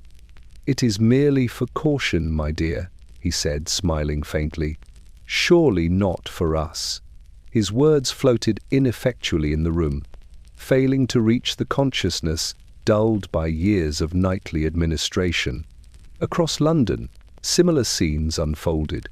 Chemists displayed the printed warnings in their shop windows, physicians discussed them with measured concern, and families read them over breakfast with polite nods. Few understood the urgency, fewer yet grasped the magnitude of what had already transpired. Bromide had infiltrated domestic life, subtly reshaping thought, speech, and motion, and no formal warning, however carefully worded, could reverse the slow accumulation of its dominion. By evening, the streets were veiled in fog, the city hushed, as if aware of the quiet peril that lingered within its homes. Gas lamps flickered against the damp cobblestones, casting long, wavering shadows. Inside countless parlours and bedrooms, the blue bottles glimmered faintly under lamp and candlelight, waiting for the next teaspoonful. The warning, published in good faith, had come too late. The quiet tyranny of bromide continued, patient, insidious, and unyielding, claiming minds and bodies one careful dose at a time, indifferent to caution or regret. The act was simple, almost ritualistic, yet it carried with it a gravity that weighed heavily upon the households of London. Families, upon reading the warnings, upon witnessing the subtle, insidious changes in those they loved, finally moved with decisive clarity. The blue bottles, once regarded as the vessels of calm and order, were collected from nightstands, drawing room tables, and carefully locked cabinets. They were held for a moment, admired for the elegance of their glass and the gentility of their labels, then discarded, thrown into hearths, consigned to rubbish heaps, or hidden far from reach. Mrs. Harrow, her movements slow yet deliberate, lifted the last remaining vial from the dressing table. Her fingers, tremulous yet intent, traced the smooth cobalt surface. A faint metallic scent lingered, a reminder of countless nights she had surrendered to its promise. She stared at it for a long, measured moment, recalling the nights of deep, drugged repose, the fog that had claimed both mind and body, the soft obedience imposed by an unseen hand. Then, with a solemn gesture, she tipped the contents into the fireplace. The liquid hissed and smoked as it met the embers, curling upward in a thin, fleeting ghost of the chemical's former dominion. Her husband stood by, hands clasped, eyes fixed on the flickering blue haze. He had believed in the promise of calm, had administered the doses with conviction, had reassured his family that sleep was a gentle ally. Now he watched the final act of destruction, the deliberate undoing of weeks, months, perhaps years of quiet sedation. He felt a weight in his chest, not of guilt, but of recognition. The trust he had placed in the chemist, the doctor, and the elegant blue glass had been misplaced. The sedative had claimed more than rest. It had claimed autonomy, vitality, and the subtle authority of self. In other homes across London, similar gestures were enacted. Governesses lifted the vials from sideboards and shattered them upon hearths. Clerks and factory girls, under careful supervision, were instructed to leave the bottles behind, their metallic tang lingering faintly on lips and fingertips. Nurses, long observant of the creeping effects, oversaw the destruction with both satisfaction and sorrow. The act was necessary, yet it carried the weight of acknowledgement. Bromide, elegant and trusted, had proven itself insidious beyond expectation. Children, wide-eyed and uncertain, watched the ritual with cautious fascination. They had observed the strange lethargy in their mothers, the tremors in their fathers, the confusion in servants, and now the physical removal of the source. The blue bottles, once so mundane in presence, had become symbols of the quiet tyranny that had invaded their homes. In discarding them, the family enacted both a rejection and a remembrance, an acknowledgement of the subtle domination imposed over days, weeks, and months of unquestioned trust. By evening, the hearths glowed softly with the remnants of glass and chemical vapor. Shadows flickered across walls once familiar, now marked by the recognition of near-fatal complacency. The quiet reclaiming of autonomy was, in itself, a ceremony. The household moved with deliberate care to restore both body and mind, attending to the subtle after-effects, the tremors, the sluggish thought, the faint metallic taste that lingered still. Outside, London's fog pressed against windows with its familiar persistence, indifferent to human triumphs or failures. Within, however, families exhaled collectively. The blue bottles had been destroyed, the chemical tyranny halted, if only temporarily. The act of throwing them away was simple, yet it marked a profound assertion of agency. Bromide would no longer claim unquestioned dominion in these homes, and for the first time in weeks, perhaps months, the household could begin to reclaim the rhythms of thought, speech, and movement that had once been quietly eroded by trust misplaced and chemical promise misunderstood. In the chambers of Whitehall, the scent of ink, polished wood, and faint smoke lingered, heavy with the weight of deliberation. Behind tall windows, London's fog pressed insistently against the panes, seeping into the very marrow of the city below. Within these austere walls, ministers and advisers gathered to consider matters of health, propriety, and public welfare. And now, at the center of discussion, lay the subtle yet pervasive menace of bromide, the elegant sedative that had for decades insinuated itself into households with promises of calm, only to reveal its quiet dominion over body and mind. The evidence had been carefully compiled.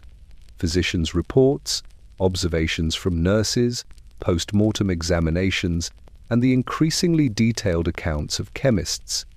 Patterns emerged with chilling clarity. Tremors, pallor, slowed cognition, impaired speech, and hallucinations were no longer isolated anomalies, but a predictable constellation of effects.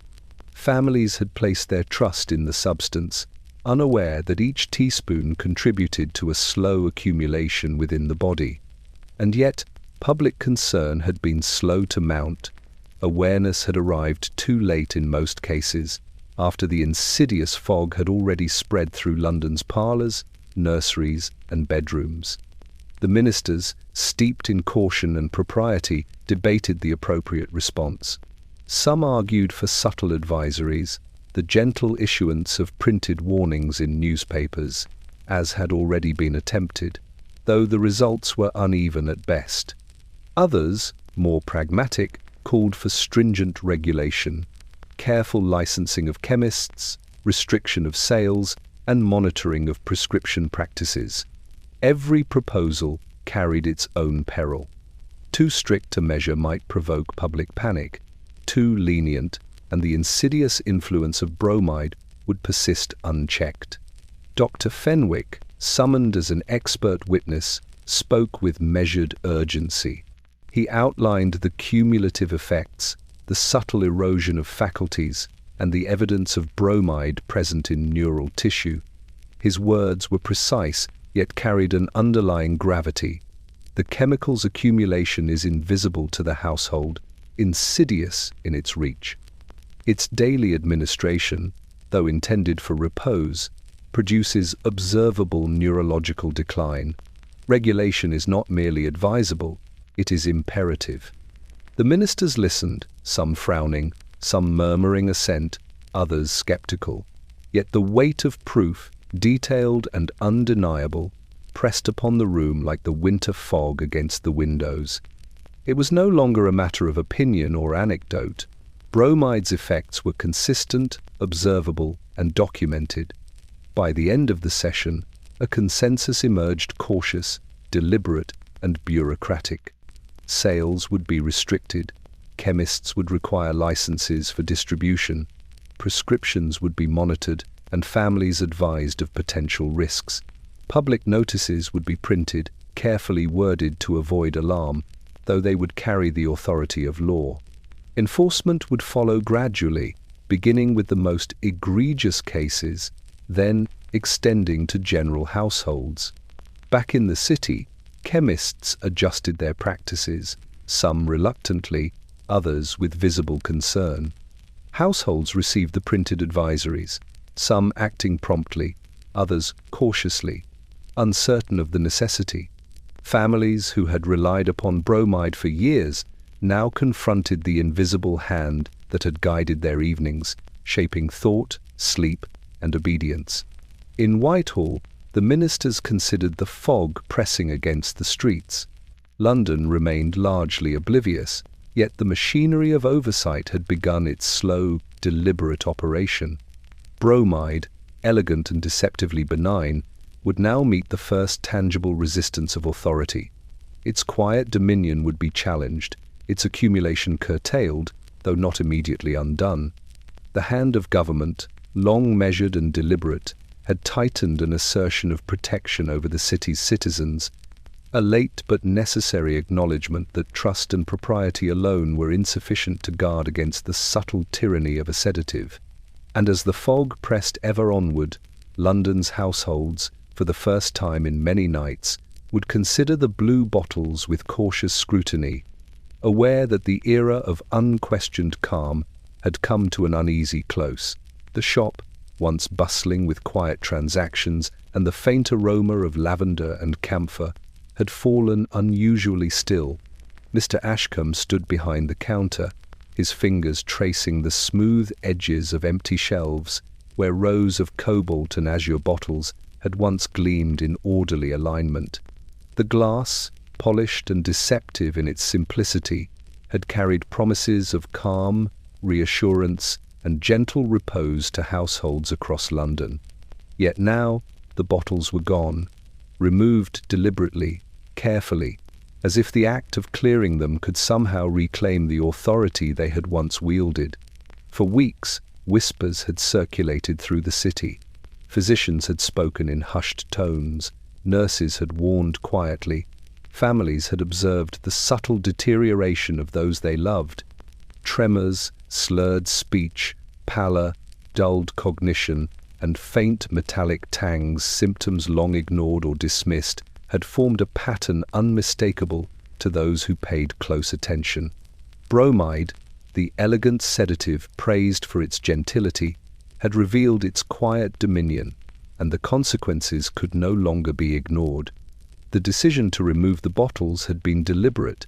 It was an acknowledgement of responsibility, a first step toward halting the spread of what had become a silent tyranny. Chemists across the city had begun similar acts, collecting the familiar blue vessels from display, from storage, from homes where trust had been absolute. Each bottle was handled carefully, its weight symbolic as much as literal, a weight of accountability pressing upon the hands that had once dispensed it so freely. Mr. Ashcombe moved among the shelves, sliding the empty containers toward the center of the counter, grouping them as though preparing them for ritual destruction. Each vial seemed to glare at him, a quiet accusation held within the delicate curvature of glass. He recalled each prescription, each confident word given to anxious families, each polite assurance that the remedy was harmless. And he remembered the patterns observed in the mortuary, in hospital wards, in private homes, the cumulative sedation, the subtle erosion of faculties, the glassy eyes of the patient who could no longer speak or move with certainty. He lifted the first bottle and inspected it under the gaslight. Its blue surface gleamed deceptively, elegant and unassuming, but he knew the truth it contained. A single teaspoon had been sufficient to begin the slow unraveling. Repeated administration had turned trust into compulsion, comfort into chemical dominion. For years, the public had believed in the safety of bromide, in its gentleness and propriety. Yet now the evidence was undeniable. With deliberate care, he set the bottle aside, preparing to consign it to the fire, the rubbish, or the secure storage where it could no longer reach a human hand. Each action carried significance. It was a small act of restitution, a symbolic correction of past errors, though he knew it could not undo the slow accumulation within the bodies of those who had already ingested it. The shop felt colder now, the air heavy with the absence of familiar shapes and colors. The shelves, once brimming with cobalt and azure, reflected the dim lamplight as a reminder of authority, discretion, and the subtle responsibilities of those entrusted with care. Even as the last bottle was removed, the consequences of past distribution lingered, as pervasive and insidious as the London fog pressing against the windows. Outside, the streets were quiet beneath the grey winter sky, the fog curling along alleyways and chimneys. Within the shop, Mr. Ashcombe exhaled slowly, aware that the act of clearing the shelves was more than a practical measure, it was a public acknowledgement of culpability. The blue bottles, elegant and seemingly benign, would no longer claim the obedience of unsuspecting households. Yet the memory of their quiet dominion, the subtle tyranny they had exerted over mind and body, would linger in the city long after their physical presence had been erased. The shelves were empty, the blue bottles gone, and in their absence the chemist understood fully the weight of his craft, that even elegance and gentility could conceal danger, and that trust, once misplaced, required deliberate, often painful, correction. London awoke slowly beneath a blanket of fog, the streets wet with mist and soot, the gas lamps flickering weakly against the grey pallor of winter skies. The city had long prided itself on its elegance, its civility, its faith in the authority of doctors, chemists, and carefully printed advice. But after weeks and months of whispered warnings, careful observation, and the grim evidence compiled in homes, hospitals, and morgues alike, the metropolis itself seemed to breathe with a new, uneasy awareness. A quiet fear had taken root, subtle yet pervasive, and it emanated from the very remedies that had once been trusted without question. Families spoke in hushed tones over breakfast tables, recounting the tremors in a father's hand, the glassy gaze of a mother, the halting speech of a governess. They discussed the metallic taste on a child's tongue, the faint pallor creeping across a servant's skin, the faltering coordination of those who had once moved with effortless grace. Bromide, elegant and unassuming in its cobalt bottles, had revealed itself as something more than mere sedative. Its dominion had been quiet, imperceptible, yet unmistakable, and the city now understood the gravity of its influence. Chemists, chastened by the mounting evidence and the closure of back rooms, now displayed their shelves with caution. The blue bottles, once so prominent, had been removed or locked away. Notices warning of cumulative effects were posted in shop windows in polite script designed to inform without alarming, yet the message was clear. What had been trusted for decades was no longer considered wholly benign. Families read, considered, and reconsidered every dose, every prescription, every teaspoon that had once promised rest. The weight of trust, so casually placed in the hands of those who administered bromide, now pressed upon the conscience of each household. Physicians held consultations with a new wariness. They revisited patients' records, tracing symptoms back through weeks, months, and years.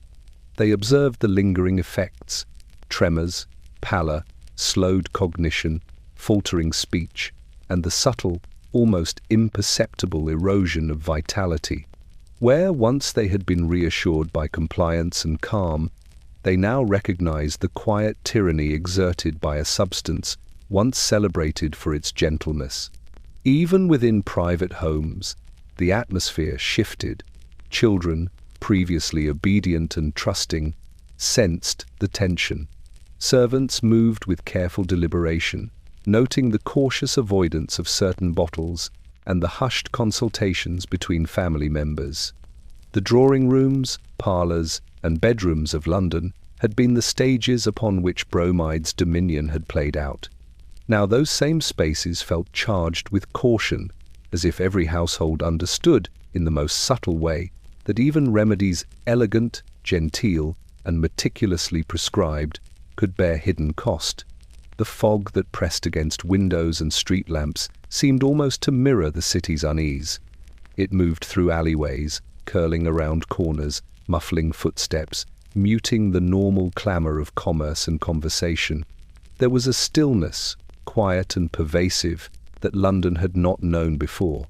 It was the hush of realization that the familiar, trusted remedies, the very instruments of care and comfort, could also be agents of subtle control, shaping thought, motion, and obedience without spectacle or alarm.